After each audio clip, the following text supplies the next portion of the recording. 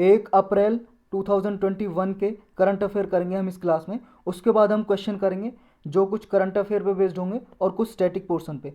आज के टॉपिक हैं unique land parcel identification number scheme. इसके बारे में डिटेल से स्टडी करेंगे। NRC rejection slips to be issued soon, ये अभी डिसीजन लिया है। एनआरसी है जो नेशनल रजिस्टर फॉर सिटीजन, इसके बारे में डिसीजन क्या आया है देखेंगे। गीगा मैस क्या है, जेल रेडियो न्यूज़ में इसे देखेंगे। हैप्पीनेस क्यूरिकुलम न्यूज़ में इसे देखेंगे। Orissa suffered losses worth 31,945 crore in 8 cyclones.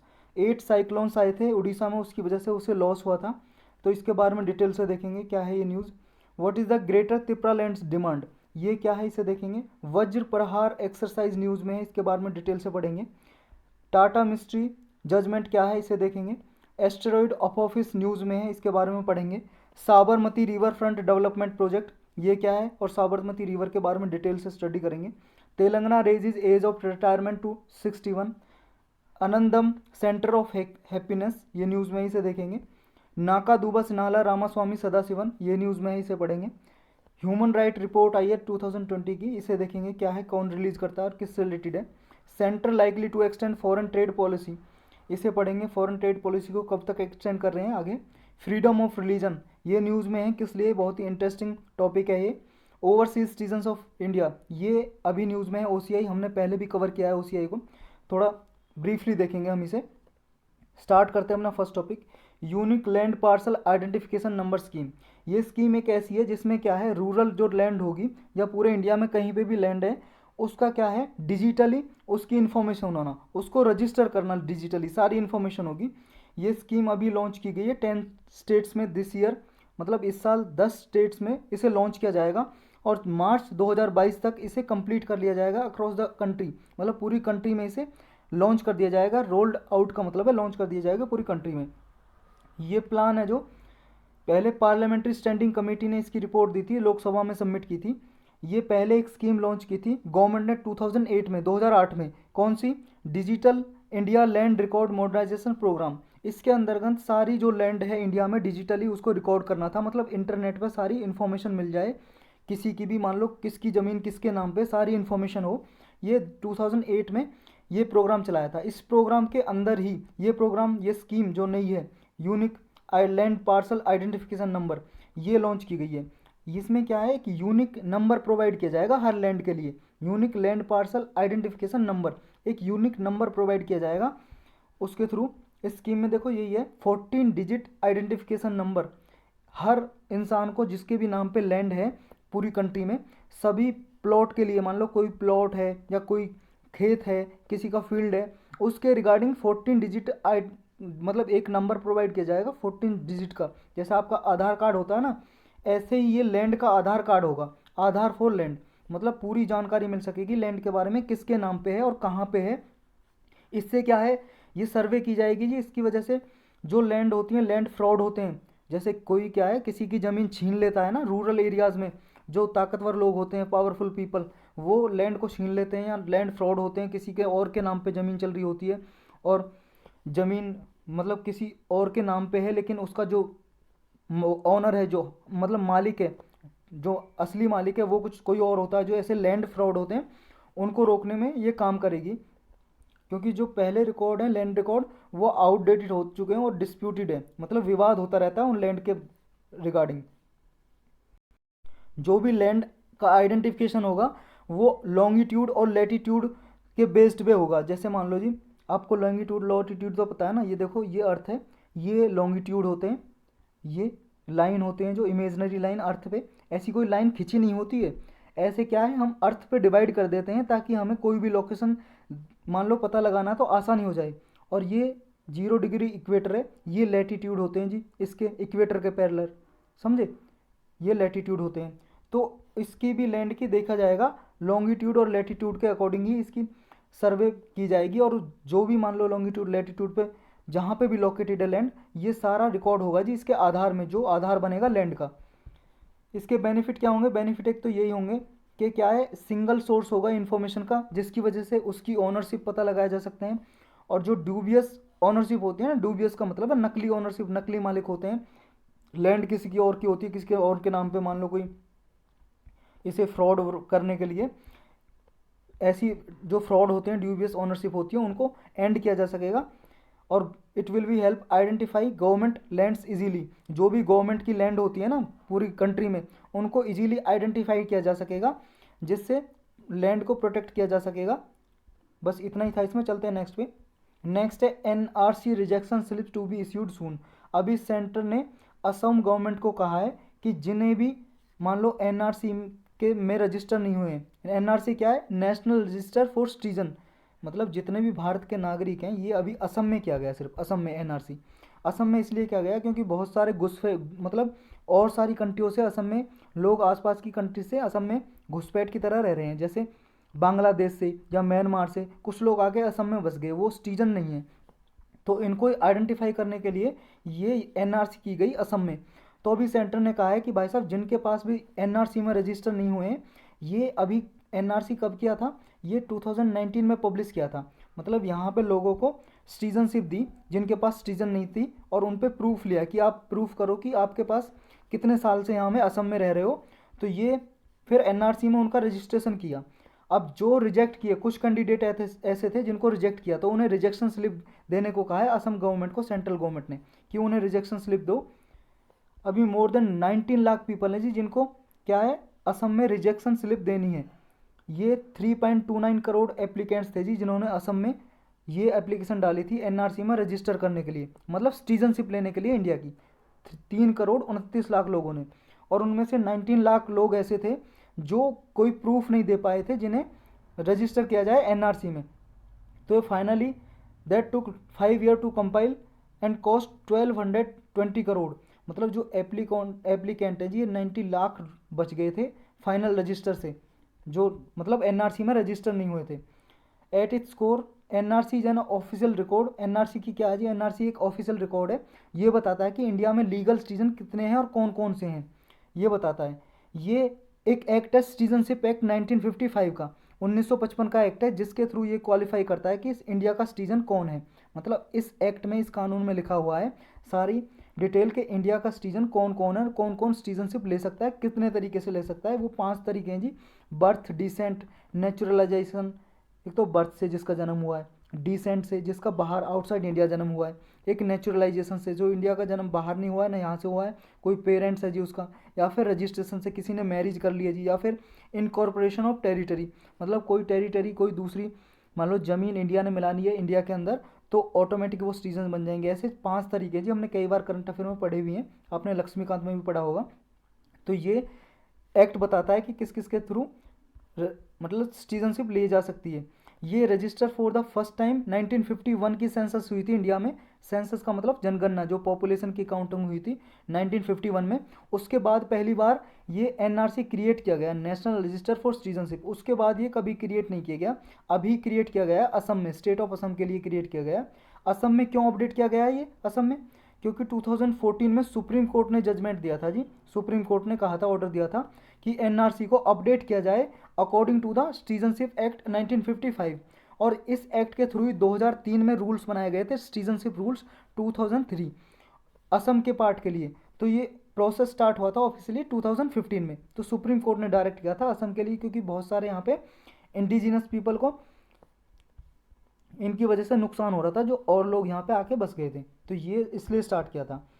अब इसमें जी एनपीआर एक होता है, एनपीआर हमने कई बार एनपीआर के बारे में पढ़ा है, नेशनल पॉपुलेशन रजिस्टर। इसमें क्या है, जो एनआरसी होता है ना, एक रजिस्टर तो होता है NRC, national register of citizenship, और एक होता है एनपीआर, एनपीआर होता है नेशनल पॉपुलेशन रजिस्टर।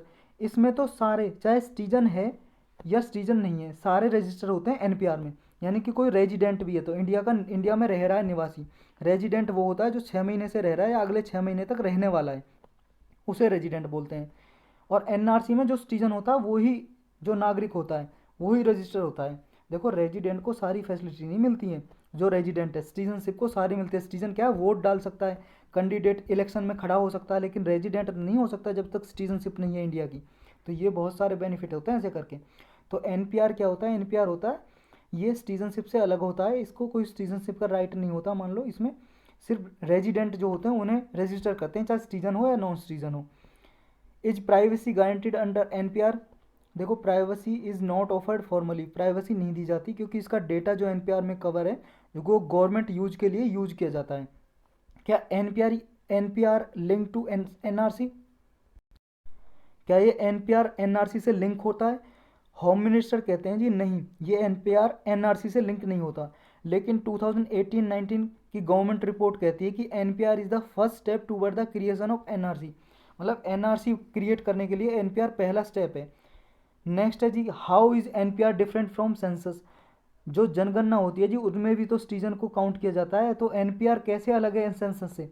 देखो सेंसस क्या है, प्राइमरी सोर्स है for socio economic and demographic data which is shared as aggregates, मतलब अगर पूरे सिटीजन का सोशियो इकोनॉमिक कंडीशन पता लगानी है या डेमोग्राफिक डेटा लेना है तो सेंसस सोर्स है, ना कि एनपीआर। एनपीआर सिर्फ रजिस्टर करता है कि कौन लोग इंडिया में कितने लोग रह रहे हैं, कौन कौन रह रहे हैं, सिर्फ ये रजिस्टर करता है। लेकिन सोशियो इकोनॉमिक कंडीशन, किसके पास कितनी व्हीकल है, किसके पास कितनी ज़मीन है, किसके पास कितना घर है, तो ये सारा सोशियो इकोनॉमिक कंडीशन कहाँ से पता लगती है? सेंसस से, जो हर 10 साल में होती है। और ये कंडक्ट कौन कराता है जी? सेंसस, एनपीआर, एनएचसीआर, ये रजिस्ट्रार जनरल होता है जी, एक ऑफिस है रजिस्ट्रार जनरल, और ये किसके अंडर काम करता है? मिनिस्ट्री ऑफ होम अफेयर्स के। तो ये याद रखना, सेंसस हो कोई भी, ये एनपीआर वगैरह ministry of home affairs he conduct कराती है। How will government use NPR, NPR को फिर गवर्नमेंट कैसे यूज करती है? जो नेशनल पॉपुलेशन रजिस्टर है इसको यूज करती है कि जो वेलफेयर प्रोग्राम होते हैं ना, जैसे मान लो कोई गवर्नमेंट स्कीम चलाइए तो किस किस को देनी ये आइडेंटिफाई करती है एनपीआर से। जैसे उजाला के केस में किया गया था, उजाला स्कीम चलाई गई थी, उसमें क्या था? या फिर does NPR have any link to CA, जो एनपीआर है उसका जो सिटीजनशिप अमेंडमेंट एक्ट है उससे कोई लिंक है? उसका जवाब है नो, इसका कोई लिंक नहीं है जी। जो सीए है वो जो नॉन मुस्लिम पीपल्स भाग के आए हैं, कुछ जैसे पीपल हैं जो वहाँ पे माइनॉरिटी ग्रुप के थे, उनको सिटीजनशिप देने के लिए ये सीए लाया गया था। ये बांग्लादेश, पाकिस्तान, अफगानिस्तान से जो लोग आए थे, जो वहाँ पे माइनॉरिटी पीपल है, माइनॉरिटी पीपल का मतलब है जो वहाँ पे, जैसे मेजोरिटी पीपल वो ने बोलते हैं जो 50% से ज़्यादा पॉपुलेशन होती है। जैसे जैसे यहाँ पे मेजोरिटी पीपल कौन है जी इंडिया में? हिंदू, हिंदू है इंडिया में, क्योंकि 50% से ज़्यादा पॉपुलेशन इंडिया की हिंदू पीपल है, तो मेजोरिटी हो गए। बाकी सारे माइनॉरिटी में आते हैं हिंदू के अलावा, क्योंकि 50% से जिनकी कम है वो सारे माइनॉरिटी हैं, हिंदी में बोलते हैं अल्पसंख्यक, अल्पसंख्यक। तो ये एनपीआर सीएए से बिल्कुल भी लिंक नहीं है, ये याद रखना है। अब चलते हैं नेक्स्ट न्यूज़ पे, भी इतना ही था इसमें। गीगा मैश, ये क्या जी? एक प्रोडक्ट है जिसके लो कॉस्ट इंटरनेट के लिए डेवलप किया है। रूरल एरियाज में, रूरल का मतलब है ग्रामीण क्षेत्र में, जहाँ पे गांव वगैरह में कम कॉस्ट में इंटरनेट चलाया जा सकता है इस प्रोडक्ट से। ये वुमन लेड स्टार्टअप ने डेवलप किया है। वुमन लेड का मतलब है, स्टार्टअप का मतलब है ऐसी कंपनी जिसे, कंपनी होते हैं स्टार्टअप तो, और वुमन लेड का मतलब है जिसे वुमन चलाती है, महिला चलाती है, ऐसी कंपनियों ने इसे डेवलप किया है। ये एक वायरलेस प्रोडक्ट होगा दी, वायरलेस मतलब कोई वायर कनेक्ट नहीं होगी। और इससे क्या है जी, टेलीकॉम इंफ्रास्ट्रक्चर डेवलपमेंट किया जा सकता है 5 टाइम्स लोअर कॉस्ट पे, मतलब 5 गुना कम कीमत पे इंटरनेट वगैरह या टेलीकॉम इंफ्रास्ट्रक्चर क्रिएट किया जाता है रूरल एरियाज में हाई स्पीड इंटरनेट प्रोवाइड करने के लिए। तो क्वालिटी भी इसकी हाई होगी जी। तो बस गीगा मैश क्या है, बस इतना याद रखना, इंटरनेट से रिलेटेड है, low cost internet. Jail radio अगला है जी। जेल रेडियो क्या है? एक टिंका टिंका फाउंडेशन है, ये इसका नाम है जी, टिंका टिंका। ये एक पब्लिक चैरिटेबल ट्रस्ट है। ट्रस्ट मतलब ये होती है जी नॉन फॉर प्रॉफिट ऑर्गेनाइजेशन, मतलब गैर लाभकारी संस्था, जो क्या है जी पब्लिक के लिए काम करती है, वेलफेयर के लिए, कल्याण के लिए, मतलब उनका भला करने के लिए एक फाउंडेशन है, मतलब एक संस्था है, ऐसा मान लो आप, टिंका टिंका फाउंडेशन। इसने क्या है, अभी हरियाणा की एक जेल में जेल रेडियो प्रोजेक्ट लॉन्च किया है स्टेट गवर्नमेंट के साथ मिलके। कोलैबोरेशन का मतलब है मिलकर, कोलैबोरेशन विद स्टेट गवर्नमेंट। ये देखो जी ऐसा है, ये कुछ लोग बैठे हैं जी ऑफिस में, ये रेडियो ऑपरेट करेंगे, मतलब रेडियो का मतलब है यहाँ पे जेल रेडियो का। ये जो इनमेट्स है ना, यहाँ पे इनमेट्स का मतलब है कैदी, जो जेल में कैदी है उनके लिए प्रोग्राम चलाया गया है। ये कैदी ही रेडियो चलाएंगे, ये कैदी चला रहे हैं ना इनमेट्स, यही चलाएंगे। और ये क्या करेंगे, जितना भी जेल के अंदर मतलब बाउंड्री के अंदर रेडियो के माइक लगे होंगे, और जो भी कुछ ये बोलेंगे सारे कैदियों को सुनाई देगा। ये क्या करेंगे जी, ये क्या है, इनमेट्स को एक अपॉर्चुनिटी देंगे, उनमें क्रिएटिविटी डेवलप करेंगे और उनका इंगेजमेंट, मीनिंगफुल इंगेजमेंट हो सके, ताकि वो भी अपनी लाइफ को क्या है यूजफुल बना सकें। इस इनिशिएटिव की ज़रूरत क्या है जी, नीड फॉर और सिग्निफिकेंस, इसके क्या इंपॉर्टेंस है, सिग्निफिकेंस क्या है? इसके सिग्निफिकेंस यही है, मान लो ये इनमेट से जब अपनी सज़ा पूरा कर लेंगे, इनकी जो पनिशमेंट जितने भी 4 साल की, 5 साल की, 10 साल की दी गई है, वो पूरा करने के बाद फिर ये सोसाइटी में जाएंगे, गो बैक टू सोसाइटी। एक दिन तो आएगा ऐसा। उसके बाद क्या है जी, इनके क्या है, इन्हें एक इम्पोर्टेंस मिल सके लाइफ में, मीनिंगफुल इंटरवेंशन हो सके इनकी, तो इसके लिए ये स्टेप चलाया जा रहा है। क्योंकि बहुत से लोग क्या है, वो many of the these repent and regret what happened in past. बहुत से लोग क्या है, रिपेंट का मतलब होता है जी पछतावा करना, रिग्रेट मतलब पछतावा करना, कि ये लोग पछतावा करते हैं, रोते हैं कि जो इन्होंने किया, जिसकी वजह से इन्हें पनिशमेंट हुई, कि क्या गलती कर दी। तो इससे क्या है, इनके माइंड पे बहुत अफेक्ट पड़ता है और ये बहुत से सदमा में चले जाते हैं लोग। तो इन्हीं को हीलिंग करने के लिए स्टेप लिया जा रहा है, ताकि इन्हें साइकोलॉजी मतलब एक तरह से साइकोलॉजी बेस्ड पे इनको हील किया जा सके, इनके माइंड को स्ट्रॉन्ग बनाया जा सके, और आगे से ये गलती ना करें और सोसाइटी में दोबारा से जेल से छूटने के बाद सोसाइटी में इंडल्ज हो जाएं, इन्वॉल्व हो जाएं। तो इसलिए स्टेप लिया जा रहा है। चलते हैं जी नेक्स्ट में। नेक्स्ट है हैप्पीनेस क्यूरिकुलम। हैप्पीनेस क्यूरिकुलम अभी उत्तर प्रदेश गवर्नमेंट ने ये लॉन्च करने जा रही है जी, इंट्रोड्यूस करने जा रही है स्कूल वगैरह में। इस एकेडमिक सीजन से, जब ये एकेडमिक सेशन चलेगा ना, सेशन ये जब स्टार्ट होंगी क्लास, तो स्कूल में हैप्पीनेस क्यूरिकुलम भी होगा। ये क्या होगा, ये होगा जी रियलाइजेशन क्यूरिकुलम होगा, इसे बोला जाएगा। हैप्पीनेस क्यूरिकुलम को बोला जाएगा रियलाइजेशन क्यूरिकुलम। ये मथुरा के स्कूल से स्टार्ट होगा जी, पहले इस सेशन से, जब ये क्लास स्टार्ट होंगी स्कूल में अप्रैल के बाद, तो ये मथुरा स्कूल में, जितने भी स्कूल है मथुरा में जी, ये मथुरा यूपी में जगह है जी, पता होगा आपको, यूपी में एक डिस्ट्रिक्ट है मथुरा, वहाँ से जितने स्कूल है स्टार्ट होगा रियलाइजेशन क्यूरिकुलम। इसके क्या ऑब्जेक्टिव है, मतलब क्या इसके टारगेट हैं, इसका पर्पज़ ये है जी लॉन्च करने का यूपी में, कि स्टूडेंट है जो उनको सपोर्ट किया जाए, ताकि वो सस्टेनेबल हैप्पीनेस अडॉप्ट कर सके। मतलब एक तरह से मीनिंगफुल और रिफ्लेक्टिव स्टोरीज सुनाई जाएंगी इन्हें, एक्टिविटीज़, ताकि ये स्टूडेंट है जो वो खुश रह सकें। कि जो प्रेशर होता है ना पढ़ाई की वजह से, जो बच्चों के माइंड पे प्रेशर होता है, वो प्रेशर ना हो, काफ़ी इनकी मतलब हैप्पीनेस पे भी गौर किया जाए स्कूल में। तो ये हैप्पीनेस क्यूरिकुलम है क्या, देखो फर्स्ट टाइम इसे दिल्ली गवर्नमेंट ने स्टार्ट किया है जी 2018 में, फर्स्ट टाइम। तो ये याद रखना, यूपी कोई पहला स्टेट नहीं है जो ऐसा क्यूरिकुलम स्टार्ट करने जा रहा है। क्यूरिकुलम का मतलब ये है जी, एक क्लास लगेगी इसमें, एक क्लास लगेगी वीकली, या वीक में 2 बार या वीक में 3 बार, ऐसा होता है इसमें। मतलब एक सप्ते में 1 बार, 2 बार, या 45 या 40 मिनट की एक क्लास लगेगी। उसमें आपको बताया जाएगा कि भाई साहब पढ़ाई का प्रेशर मतलब जो भी परेशानी है आप उस टीचर को बताओ, एक टीचर अपॉइंट होगा अलग से हैप्पीनेस के लिए, और आपको खुश रखेगा उस क्लास में, और खुश कैसे रहा जाए ये सारी एक्टिविटी बताएगा आपको। समझ गए कि भाई साहब स्ट्रेस लेने की ज़रूरत नहीं है, पढ़ाई सब कर रहे हैं, आप ही नहीं कर रहे, स्ट्रेस नहीं लेना। तो ये सब कुछ होगा इसमें। पहले 2018 में दिल्ली गवर्नमेंट ने ऐसा मतलब स्टेप लिया था, चलाया था ये हैप्पीनेस क्यूरिकुलम। ये स्कूल्स में प्रमोट करेगा जी development in cognition, language, literacy, numeracy और आर्ट। मतलब और भी सारी ये एक्टिविटी करवाएगा, लैंग्वेज वगैरह, लिटरेसी वगैरह, न्यूमरेसी, आर्ट वगैरह, मतलब कला वगैरह, इनको प्रमोट करेगा। और लोगों में मतलब जो स्टूडेंट्स हैं, उन स्टूडेंट्स में, छात्रों में हैप्पीनेस को डेवलपमेंट करेगा जी ये। क्यूरिकुलम कैसे इम्प्लीमेंट होगा जी, लागू कैसे होगा, हाउ इज़ क्यूरिकुलम इम्प्लीमेंटेड, ये होगा जी। इसमें क्यूरिकुलम डिज़ाइन किया जाएगा स्टूडेंट्स के लिए, मतलब इसमें 8 स्टैंडर्ड तक दिया जाएगा जी ये हैप्पीनेस क्यूरिकुलम, क्लास नर्सरी से लेके 8 स्टैंडर्ड तक। इसमें ग्रुप 1 में होगा, जो यूपी में इम्प्लीमेंट किया जाएगा उसकी बात हो रही है अब। ग्रुप 1 में कंसिस्ट होंगे वो स्टूडेंट्स जो नर्सरी और केजी में पढ़ते हैं, केजी में जो मतलब छोटे बच्चे होते हैं, अभी एडमिशन ही लिया है उनको। इसके लिए जी बाई वीकली क्लासेस होंगी, मतलब एक वीक में, एक सप्ते में 2 बार क्लास होंगी, जो 45 मिनट्स का एक लेक्चर होगा, एक सेशन होगा जी इनका। और इसे टीचर सुपरवाइज करेगा, मतलब ऐसे टीचर को इसमें अपॉइंट किया जाएगा जो इन्हें माइंडफुलनेस एक्टिविटीज़ वगैरह, एक्सरसाइज वगैरह में इन्वॉल्व किया जा सके। इसमें चिल्ड्रन होंगे जी 1 से लेके 2 क्लास तक, and attend class on weekdays which involves mindfulness activities exercise along with taking up reflective questions.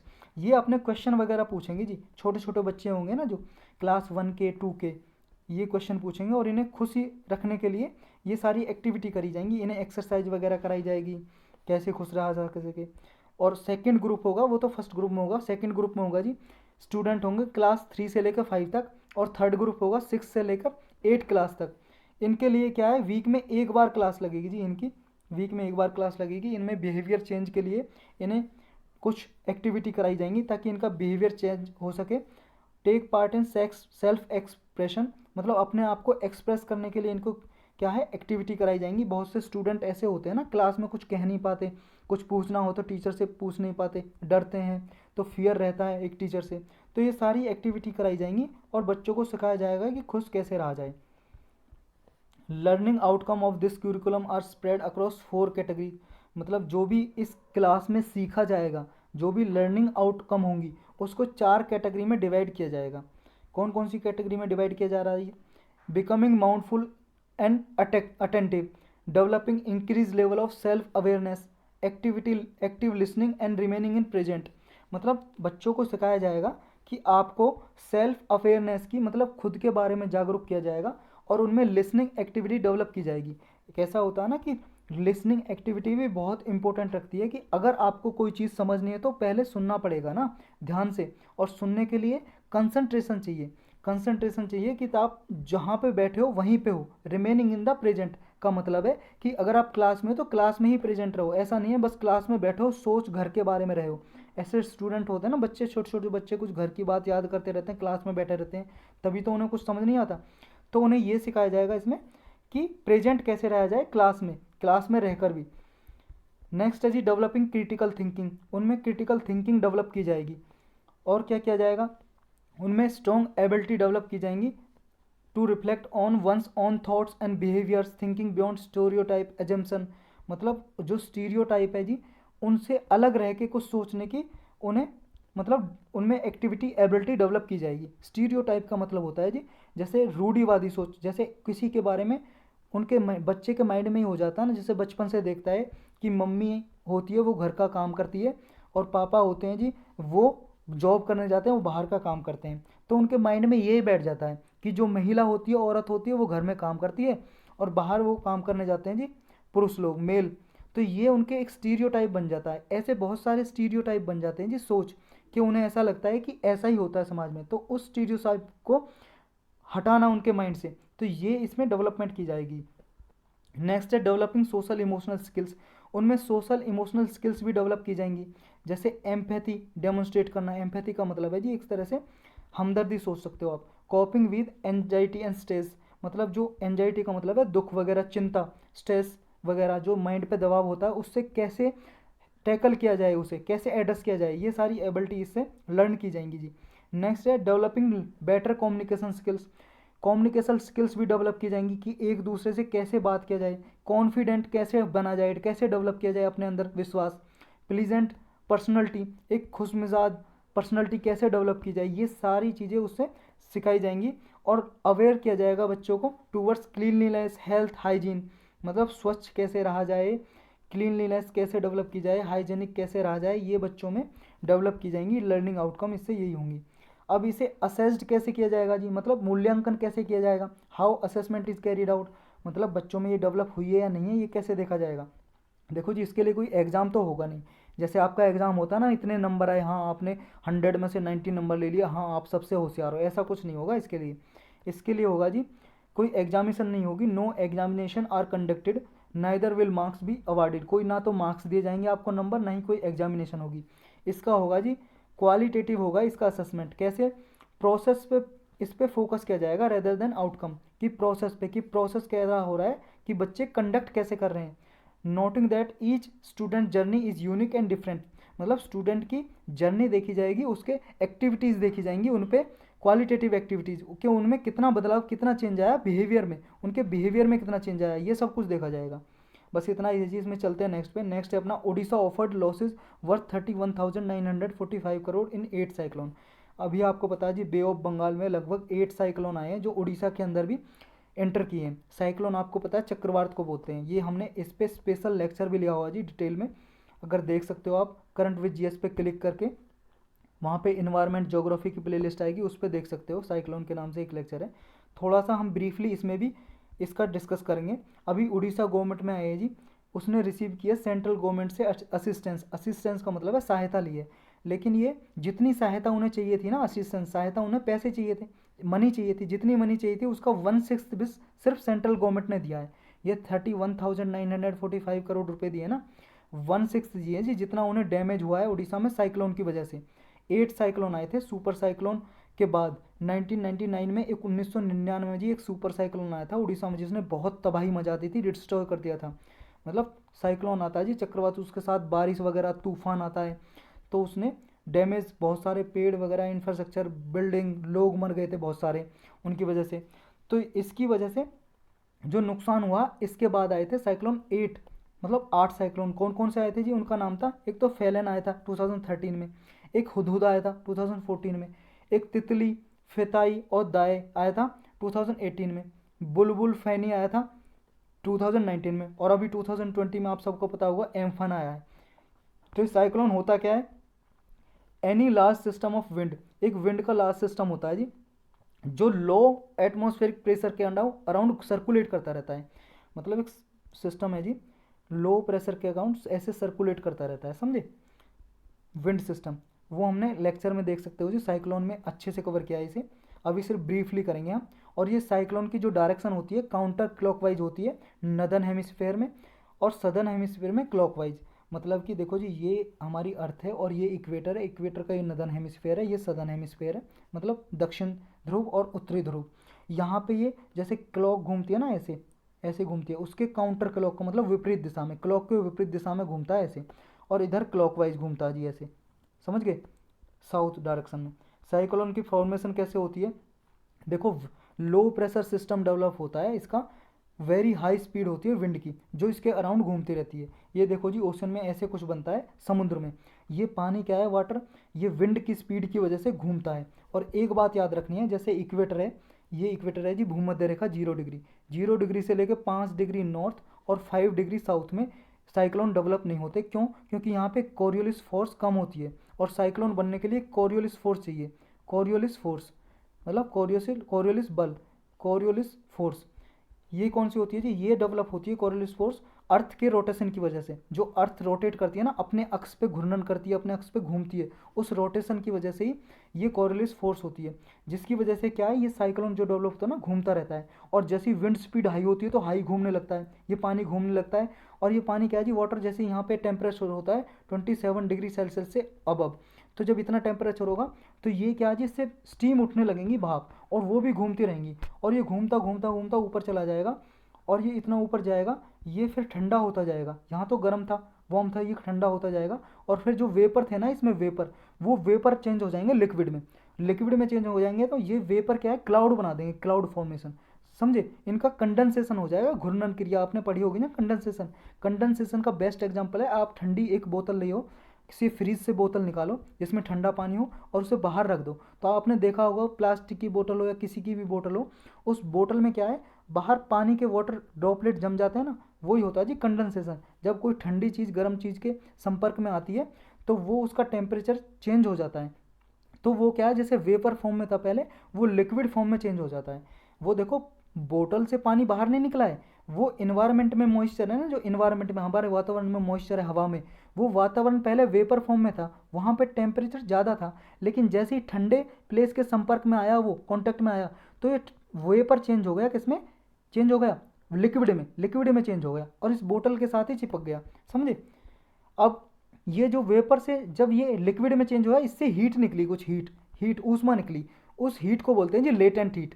Latent heat का मतलब है हिडन, छुपी हुई हीट निकली, और ये ऐसे ही, जैसे मान लो ऊपर जाते हैं तो क्लाउड बनता है और हीट निकलती है, और ये हीट निकलती है ना, फिर जो आसपास का जो वेपर होता है उसको फिर गर्म कर देती है, फिर वो ऊपर चला जाता है, फिर वो ऐसे रिलीज करता है कंडेंसेशन, और ये प्रोसेस बार बार चलता रहता है, क्लाउड फॉर्मेशन, और फिर इससे रेनफॉल होता है जी, बहुत हैवी रेनफॉल होता है। तो ये फैक्टर कौन कौन से होते हैं जी, जो साइक्लोन बनता है, विंड स्पीड चाहिए उसके लिए, विंड डायरेक्शन चाहिए, टेम्परेचर चाहिए 27 डिग्री सेल्सियस से अबव होना चाहिए जी, ह्यूमिडिटी चाहिए, वहाँ पे आर्द्रता चाहिए, मॉइस्चर चाहिए इन्वायरमेंट में, एटमॉस्फेयर में, तो ये साइक्लोन का डेवलपमेंट के लिए फेवर करते हैं। नेक्स्ट क्या जी, क्लाउड फॉर्मेशन के बनने से पहले वाटर क्या है जी, हीट होता है एटमॉस्फेयर में, वो चेंज होता है वेपर में, और फिर वेपर क्या है, चेंज होता है वापस लिक्विड में कंडेंसेशन के जरिए, और लिक्विड फिर क्या जी, रेन ड्रॉप की फॉर्म में बारिश बन के बरस जाता है। और जब रेन ड्रॉप ये बरस जाता है, ये रेन ड्रॉप जब वेपर से रेन ड्रॉप में, मतलब वाटर में कन्वर्ट होगा, तो हीट रिलीज करेगा एटमॉस्फेयर में, और फिर ये हीट दोबारा से एटमॉस्फेयर को वार्म कर देगी, गर्म कर देगी, जैसे हमने देखा, जो भी एयर इसके अराउंड है उसको गर्म कर देगी, वार्म कर देगी, और फिर ये एयर गर्म होगी तो फिर राइज करेगी, फिर राइज करेगी, फिर राइज करेगी तो फिर ये ड्रॉप में चेंज होगा, और ये प्रोसेस ही रिपीटेड होता रहता है साइक्लोन का, और फिर इससे बारिश होती रहती है, और इसके साथ तूफान भी आता है। आपने देखा होगा बहुत विंड स्पीड हाई रहती है, ज़्यादा हवा तेज़ चलती है। तो यही था इसमें। चलते हैं नेक्स्ट पे। नेक्स्ट है अपना what is the greater Tripura land demand. ये अभी त्रिपुरा लैंड की डिमांड दोबारा से उठी है। ये लोग क्या है, त्रिपुरा में कुछ लोग चाहते हैं कुछ रीजन को, त्रिपुरा तो आपको पता है ना नॉर्थ ईस्ट में एक स्टेट है इंडिया का ही, तो त्रिपुरा में कुछ लोग चाहते हैं कुछ लैंड को मिला के कुछ लोग अलग से स्टेट बनाए, उनके लिए अलग से राज्य चाहते हैं।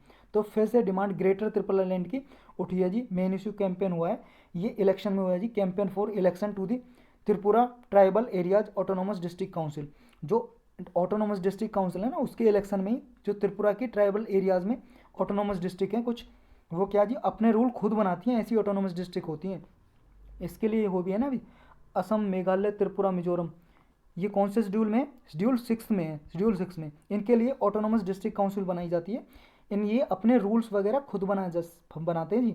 और जो भी मान लो पार्लियामेंट ने कोई लॉ बनाया सेंट्रल गवर्नमेंट ने, अगर इसमें लागू करना है ऑटोनोमस डिस्ट्रिक्ट काउंसिल में, तो गवर्नर उसे परमिशन देते हैं, तभी यहाँ पे लॉ लागू होता है। तो ये देखो जी त्रिपुरा, ये नॉर्थ ईस्ट का मैप देखो यहाँ पे छोटा सा दिख रहा है ना, ये अरुणाचल प्रदेश, असम, और यहाँ पे मेघालय, ये मिजोरम, और ये त्रिपुरा ग्रीन सा दिख रहा है। अब ग्रीन त्रिपुरा को बड़े में देखो, ये लार्ज में देखो मैप में। अब जो ये आपको देख रहे हैं ना, ये ग्रीन ग्रीन, ये जी त्रिपुरा, और ये त्रिपुरा लैंड है जी। ये मतलब जो येलो टाइप में दिख रही है ना आपको, येलो, लाइट येलो कलर में, ये त्रिपुरा लैंड की डिमांड करते हैं कि इस एरिया को त्रिपुरा लैंड बनाया जाए और अलग से स्टेट बनाया जाए। और त्रिपुरा कितना सा बच जाएगा, जो ग्रीन ग्रीन दिखाई दे रहा है ना, ये त्रिपुरा रहे अलग स्टेट। तो अब देखो पहले ही त्रिपुरा कितना सा छोटा सा, और उसमें भी एक स्टेट और चाहते हैं ये लोग। अब ग्रेटर त्रिपुरा लैंड क्या है, यही है जी।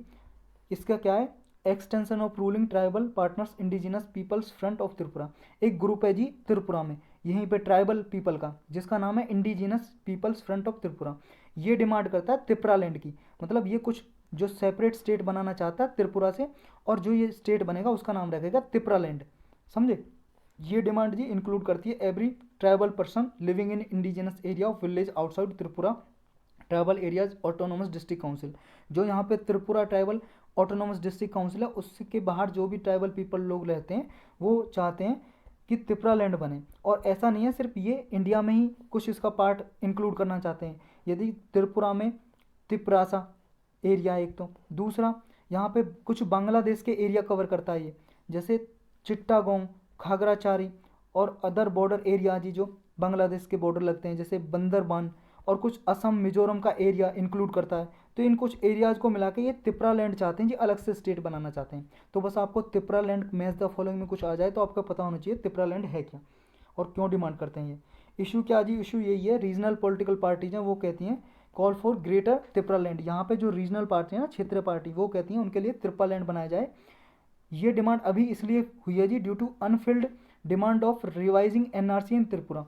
त्रिपुरा में क्या है जी, जो एनआरसी की डिमांड है वो फुलफिल नहीं की, मतलब नेशनल रजिस्टर फॉर सिटीजन की डिमांड है, जो क्या है असम में अभी की गई, वो त्रिपुरा में नहीं की गई। इसकी वजह से ये लोग डिमांड कर रहे हैं जी। And opposition to CAA in the past, और इनका जो अपोजिशन किया था सीएए का, ये सीएए क्या, सिटीजनशिप अमेंडमेंट एक्ट का जो अपोजिशन की वजह से और एनआरसी की वजह से इनकी डिमांड उठी है जी। ये चाहते हैं अलग से त्रिपुरा लैंड। चलते जी नेक्स्ट में। नेक्स्ट है हमारा वज्र प्रहार एक्सरसाइज। ये एक्सरसाइज हुई है जी सिक्योरिटी फोर्सेस और एजेंसीज के बीच में, किस किस की, यूएसए और इंडिया और अमेरिका के बीच में ये एक एक्सरसाइज हुई है जी। मतलब इंडिया की मिलिट्री और अमेरिका की जॉइंट मिलिट्री एक्सरसाइज है ये। स्पेशल फोर्सेज ऑफ इंडिया और यूएसए की पार्टिसिपेट करती हैं जी इसमें। ये हिमाचल प्रदेश में हुई है जी अभी। इससे पहले एक एक्सरसाइज होती है यूएसए नेवी और इंडियन नेवी के बीच में, जिसका नाम था पैसेज एक्सरसाइज, पूरा नाम है पैसेज एक्सरसाइज। ये ईस्टर्न इंडियन ओशन रीजन में हुई थी, इससे पहले हुई थी वज्र प्रहार से, और वज्र प्रहार अभी हुई है। और एक बात याद रखनी, ये पैसेज एक्सरसाइज सिर्फ यूएसए के साथ नहीं होती, ये रसिया के साथ भी होती है। तो इससे कंफ्यूज नहीं होता कहीं रसिया लिखा हो यूएसए लिखा हो, कि हमने तो पढ़ा था यूएसए और यहाँ पे तो रसिया भी लिखा हुआ है गूगल पे, तो ये रसिया के साथ भी होती है जी पैसेक्स, ये याद रखना है। अब वज्र प्रहार हुई है जी हिमाचल प्रदेश में, कहाँ पे, अभी ये इंडिया और यूनाइटेड स्टेट्स क्या है इसके बीच में हुई है एक्सरसाइज। ये जॉइंट एक्सरसाइज है जो अल्टरनेटिवली होती है जी, एक बार इंडिया में एक बार यूएसए में। अभी इंडिया में हुई है जी ये। इसमें स्पेशल फोर्सेस आर्म फोर्स की पार्टिसिपेट करती हैं और काउंटर टेररिस्ट एक्सरसाइज करती हैं, कि मतलब ये देखती हैं कि कि टेररिस्ट जो गतिविधियाँ होती हैं, आतंकवादी गतिविधियाँ, इनको कैसे रोका जाए, ये ऑपरेशन करते हैं। अभी इसका 11th एडिशन हुआ है, जो हिमाचल प्रदेश के बकलो जगह पे हुआ है जी, बकलो जगह पे हुआ है। यहाँ पे एक स्पेशल फोर्स ट्रेनिंग स्कूल है, लोकेटेड है बगलो जगह पे हिमाचल प्रदेश में, वहाँ पे ये एक्सरसाइज कंडक्ट की है। इससे पहले जो 10th एडिशन हुआ था वज्र प्रहार का, 2019 में हुआ था, वो यूएसए में सीटल जगह पे हुआ था, यूएसए में। इसका एम क्या है जी, टारगेट यही है। इसमें जो एक दूसरी मिलिट्री है, जो इंडिया की और यूएसए की मिलिट्री के पास कुछ मान लो एक्स्ट्रा ऑर्डनरी, कोई मान लो उनके पास ऑपरेशनल एक्टिविटी हैं, टैक्टिक्स हैं, वो अच्छी ट्रेनिंग जानते हैं, तो एक दूसरे के बीच में ये शेयर करते हैं, बेस्ट प्रैक्टिसेस वगैरह को शेयर करते हैं, एक्सपीरियंस जो होता है मिलिट्री का उसको शेयर करते हैं, ताकि इंटर ऑपरेबिलिटी बढ़ाई जा सके, इंप्रूव की जा सके, इंटर ऑपरेबिलिटी बढ़ाई जा सके स्पेशल फोर्सेस के बीच में, दोनों नेशन की जो स्पेशल फोर्स हैं उनके बीच में ऑपरेबिलिटी बढ़ाई जा सके। अब ये अदर एक्सरसाइज होती हैं जी इंडिया की यूएसए के साथ, और कौन कौन सी, एक तो वज्र प्रहार हमने पढ़ा, एक युद्ध अभ्यास होती है जी दोनों आर्मी के बीच में, इंडिया और यूएसए के आर्मी के बीच में, एक एयरफोर्स की होती है जी कॉप इंडिया के यूएसए के साथ ही होती है, यूएसए की एयरफोर्स और इंडिया की एयरफोर्स के बीच में, और एक होती है जी रेड फ्लैग, ये मल्टीलेटरल एयर एक्सरसाइज है यूएसए की। एक होती है मालाबार एक्सरसाइज, ये होती है ट्राइलेटरल एक्सरसाइज है, ये इंडिया यूएसए और जापान के बीच में होती है मालाबार एक्सरसाइज, जिसमें ऑस्ट्रेलिया को भी इन्वाइट किया गया था इस बार, लेकिन ये ट्राइलेटरल है, ये याद रखना मालाबार। तो चलते हैं नेक्स्ट पे, इतना ही था इसमें। ये जी टाटा मिस्त्री जजमेंट, ये जजमेंट क्या है, अभी सुप्रीम कोर्ट ने क्या है जी, जो national company law appellate tribunal ने एक डिसीजन लिया था, उसके डिसीजन को सुप्रीम कोर्ट ने ओवरटर्न कर दिया, ओवरटर्न का मतलब चेंज कर दिया, बदल दिया है। और जो टाटा ग्रुप ने डिसीजन लिया था ना, उसको अपहेल्ड कर दिया, अपहेल्ड का मतलब सपोर्ट कर किया है सुप्रीम कोर्ट ने। अब टाटा ग्रुप ने क्या डिसीजन लिया था, उसने लिया था कि जो टाटा कंपनी है ना जी, उसका जो एग्जीक्यूटिव चेयरमैन है वो हटाया जाए, जो अभी सीरस पेलोंजी मिस्त्री हैं, इन्हें हटाया जाए, तो इन्हें रिमूव करने का डिसीजन लिया था। तो सुप्रीम कोर्ट ने सही कहा कि हाँ इन्हें हटाया जाए as executive chairman and director of Tata Sons, ये टाटा सन्स कंपनी है ना, उसका डायरेक्टर और एग्जीक्यूटिव चेयरमैन थे, तो इनको हटाने का डिसीजन लिया था टाटा ग्रुप ने, तो इनको हटा दिया गया जी अभी, और सुप्रीम कोर्ट ने भी सपोर्ट किया इस डिसीजन का। लेकिन national company law appellate tribunal ने कहा था इनको बनाया जाए, लेकिन इसके अगेंस्ट डिसीजन दिया सुप्रीम कोर्ट ने। अब ये नेशनल कंपनी लॉ ट्राइब्यूनल क्या है, इसके बारे में डिटेल से देखेंगे हम, सुप्रीम कोर्ट ने क्या ऑब्जर्वेशन किया इस डिसीजन में, पहले वो देखेंगे। इसमें क्या है जी, सुप्रीम कोर्ट ने कहा है जो माइनॉरिटी शेयर होल्डर होते हैं ना, पहले आप एक चीज़ समझो, जैसे मान लो कोई कंपनी है जी, कंपनी को स्टार्ट करना है, तो बहुत सारे मान लो आदमी मिलके स्टार्ट करते हैं, बहुत सारे ग्रुप मिलके, बहुत सारे पर्सन होते हैं, और उनमें क्या जी शेयर होल्डिंग होती है, मतलब शेयर, जैसे 1000 रुपये की कंपनी बनाई, 1000 करोड़ मान लो जी आप, 1000 करोड़ की कंपनी है, इसमें मान लो किसी ने 10 करोड़ रुपये दिए, किसी ने 100 करोड़ रुपये दिए, किसी ने 50 करोड़ रुपये दिए, तो ऐसे ऐसे लोग देंगे जी। मान लो किसी ने 51% दिया शेयर, मतलब 51 का मतलब 510 करोड़ रुपये दिए, तो ये हो गया जी मेजोरिटी शेयर होल्डर हो गया ये मालिक रहेगा कंपनी का, प्रमोटर, प्रमोटर बोलते हैं या मालिक, ऑनर। और 51% से शेयर जिनके नीचे, मान लो किसी ने 10% लिए, 10% का मतलब किसी ने 100 करोड़ दिए, या किसी ने 5% ही दिए, किसी ने 50 करोड़ दिए, तो ये सारे माइनॉरिटी शेयर होल्डर हैं। कौन से माइनॉरिटी शेयर होल्डर, और एक कहते हैं जी स्मॉल शेयर होल्डर, एक होते हैं स्मॉल शेयर होल्डर, वो कौन से होते हैं, मान लो कोई 20,000 रुपीज़ से कम दे या 20,000 रुपीज़ दे बस, मतलब 20,000, सिर्फ 20,000 की बात हो रही है, 20,000 रुपये दे शेयर कंपनी में, शेयर मतलब अब 20,000 का शेयर खरीदे बस, तो वो होते हैं स्मॉल शेयर होल्डर। अब पढ़ते हैं ये न्यूज़ क्या है। देखो, माइनॉरिटी शेयर होल्डर और their representative are not automatically entitle to seat on the private companies board. Supreme court ने कहा है, देखो जो सीरस मिस्त्री थे ना, एक आदमी है सीरस मिस्त्री, आदमी का नाम है सीरस मिस्त्री, कभी कुछ और सोचो।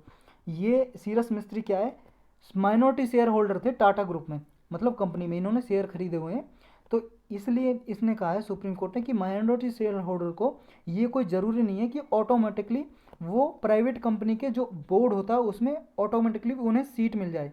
जैसे जी किसी कंपनी को चलाने के लिए क्या होता है, एक बोर्ड ऑफ गवर्नर होता है, ये कंपनी के डिसीजन लेते हैं जी, बोर्ड ऑफ गवर्नर या बोर्ड ऑफ इंडिपेंडेंट डायरेक्टर बोल सकते हो, बोर्ड ऑफ इंडिपेंडेंट डायरेक्टर, मतलब कुछ बोर्ड ऑफ डायरेक्टर या बोर्ड ऑफ इंडिपेंडेंट डायरेक्टर, इसमें एक इंडिपेंडेंट डायरेक्टर भी होता है जी बोर्ड ऑफ डायरेक्टर में, तो बोर्ड ऑफ डायरेक्टर बोलिए आप। बोर्ड ऑफ डायरेक्टर क्या है जी, ये डिसीजन लेता है कंपनी के सारे, बोर्ड ऑफ डायरेक्टर। तो ये जी एक तरह से एग्जीक्यूटिव चेयरमैन, इससे ही बोर्ड ऑफ डायरेक्टर से अपॉइंट किए जाते हैं कंपनी में। तो ये प्राइवेट कंपनी में ऐसा जरूरी नहीं है, सुप्रीम कोर्ट ने कहा कि अगर आप माइनॉरिटी शेयर होल्डर हो कि आपको बोर्ड ऑफ डायरेक्टर में जगह मिलेगी ही मिलेगी, मतलब उसमें बोर्ड ऑफ डायरेक्टर में आप अपॉइंट हो गए, ऐसा जरूरी नहीं है। ये कंपनीज एक्ट है जी 2013 का, उसमें प्रोविज़न है कि ये सिर्फ स्मॉल शेयर होल्डर के राइट को प्रोटेक्ट करता है ये एक्ट, माइनॉरिटी शेयर होल्डर के नहीं, समझ रहे हो। मतलब इसमें मान लो कोई स्मॉल शेयर होल्डर है लिस्टेड है कंपनी में, तो उससे such company to have on their board at least one director. मतलब अगर कोई स्मॉल शेयर होल्डर है, स्मॉल शेयर होल्डर अभी देखेंगे जी डिटेल में भी, हम अभी समझा भी हमने, जो स्मॉल शेयर होल्डर है उनसे कम से कम एक डायरेक्टर अपॉइंट होगा जी इसमें बोर्ड में। जो बोर्ड ऑफ डायरेक्टर है ना, इसमें कई सारे डायरेक्टर होते हैं, मतलब एक ही डायरेक्टर नहीं होता, कई सारे डायरेक्टर होते हैं। इसमें जो स्मॉल शेयर होल्डर होते हैं, मान लो 25 स्मॉल शेयर होल्डर हैं जी एक कंपनी के, कोई 25, उनमें से एक कम से कम बोर्ड ऑफ डायरेक्टर में होगा, ये एक्ट बोलता है 2013 का। और जो मिस्त्री फैमिली है जी और सपूरजी पोलोनजी ग्रुप है, ये स्मॉल शेयर होल्डर नहीं है, ये माइनॉरिटी शेयर होल्डर हैं, तो ऐसा ज़रूरी नहीं है इनको अपॉइंट किया जाए बोर्ड ऑफ डायरेक्टर में। अगर स्मॉल शेयर होल्डर होते तो हो सकते थे, और ऐसा कोई स्टेचुटरी प्रोविजन नहीं है माइनॉरिटी शेयर होल्डर के लिए कि नहीं, क्या है जी, right to claim proportionate representation on the board of Tata sons, कि टाटा सन्स के बोर्ड में बोर्ड ऑफ डायरेक्टर है उनमें इन्हें रिप्रेजेंटेशन दी जाए, ऐसा कोई लिखा नहीं हुआ है, कोई लॉ नहीं है, कानून नहीं है। Private companies which have minority share holder are free to make an enabling provision but are under no statutory obligation. ये क्या है जी, प्राइवेट कंपनीज अपने आप माइनॉरिटी शेयर होल्डर के लिए कुछ मान लो इनेबलिंग प्रोविजन बनाना चाहें, मतलब वो चाहें प्राइवेट कंपनीज के उन्हें बोर्ड ऑफ डायरेक्टर में माइनॉरिटी शेयर होल्डर से एक डायरेक्टर रखना है तो वो रख सकती हैं, लेकिन ऐसा जरूरी नहीं है, ऐसा कोई लॉ नहीं बना हुआ है, नो स्टैट्यूटरी ऑब्लिगेशन, मतलब कोई कानून ऐसा नहीं बना हुआ है कि private company minority share holder से डायरेक्टर अपॉइंट करेंगी ही करेंगी, समझ गए। अब ये माइनॉरिटी शेयर होल्डर वो होते हैं जी, हमने ऑलरेडी पढ़ चुके हैं, जिनकी शेयर होल्डिंग बिलो 50% होती है कंपनी में, तो उन्हें बोलते हैं, लेकिन इनके पास कोई वोटिंग राइट नहीं होती, वोटिंग पावर। जैसे मान लो बोर्ड ऑफ डायरेक्टर होते हैं जी, जब कोई डिसीजन लेते हैं कंपनी में, वोट करते हैं, तो माइनॉरिटी शेयर होल्डर के पास वोटिंग राइट नहीं होते, ये वोट नहीं कर सकते। एक है जी स्मॉल शेयर होल्डर, ये वो होते हैं जी, कंपनीज एक्ट है जो हमारा उसके अकॉर्डिंग है, जो 20,000 से कम, नॉट मोर देन 20,000 से ज़्यादा शेयर होल्डिंग नहीं होनी चाहिए किसी कंपनी में, उन्हें बोलते हैं स्मॉल शेयर होल्डर। अब ये कंपनीज एक्ट है जी 2013 का, ये क्या बोलता है जी, it is a Indian company law which regulates incorporation of company. ये कंपनी कैसे रेगुलेट की जाएगी, ये सारे इस कंपनी एक्ट में लिखे हुए हैं। कंपनी के रिगार्डिंग रिस्पॉन्सिबिलिटी क्या होगी, कंपनी के डायरेक्टर की रिस्पॉन्सिबिलिटी क्या होगी, या कंपनी को डिजोल्यूशन कैसे किया जाएगा, ये सारी डिटेल कंपनीज एक्ट में लिखी हुई है। अब इस जजमेंट के सिग्निफिकेंस क्या है जी, इंपॉर्टेंस क्या है, जो सुप्रीम कोर्ट ने कहा है कि माइनॉरिटी शेयर होल्डर को नहीं मिलेगी जगह बोर्ड ऑफ डायरेक्टर में, इसका ये जी, ये जजमेंट क्या है जी, डायरेक्टली इम्पैक्ट नहीं करता है right of minority share holder को, लेकिन such share holder will have to ensure that they have a contact with majority share holding. मतलब इनके पास, इन्हें सुनिश्चित करना पड़ेगा कि इनके जो कॉन्टैक्ट है मेजर शेयर होल्डर से कॉन्टैक्ट है, या प्रमोटर से, जो कंपनी का मालिक है जी उससे, जो मेजॉरिटी जिसके पास शेयर होल्डिंग है उससे कॉन्टैक्ट है, ताकि इनके to ensure they have adequate representation on the board, मतलब ताकि बोर्ड में इनको इंश्योर किया जाए रिप्रेजेंटेशन। ये नेशनल कंपनी लॉ ट्राइब्यूनल क्या है जी, national company law appellate tribunal, देखो जी एक होता है national company law tribunal NCLT, ये जी, ये कंपनी एक्ट में सेक्शन 410 के अंदर बनाया गया नेशनल कंपनी लॉ ट्राइब्यूनल, एक कोर्ट की तरह होते हैं जी। जैसे कंपनी का कोई डिस्प्यूट होगा सबसे पहले इस ट्राइब्यूनल में जाएगा, नेशनल कंपनी लॉ ट्राइब्यूनल में। अगर मान लो इसके डिसीजन दिया, कुछ कंपनी के रिगार्डिंग डिस्प्यूट हो रहा है, कुछ कंपनी के बीच में कुछ भी विवाद हो रहा है, कंपनी के बीच में, कंपनी के इंटरनल कोई डिस्प्यूट हो रहा है, तो यहाँ ट्राइब्यूनल में करेंगे जी उसकी, मतलब केस फाइल करेंगे इस NCLT में। और जब इसमें फाइल कर देंगे, मान लो इसके डिसीजन से खुश नहीं है, तो आप जा सकते हो फिर company national company law appellate tribunal में, तो इसका डिसीजन इसमें चैलेंज किया जा सकता है। और ये जी इंसॉल्वेंसी एंड बैंक्रप्सी कोड है 2016 का, इसके रिगार्डिंग कोई डिस्प्यूट है वो भी आप कर सकते हो जी, कहाँ पे, national company law appellate tribunal में आप उसका फाइल कर सकते हो केस।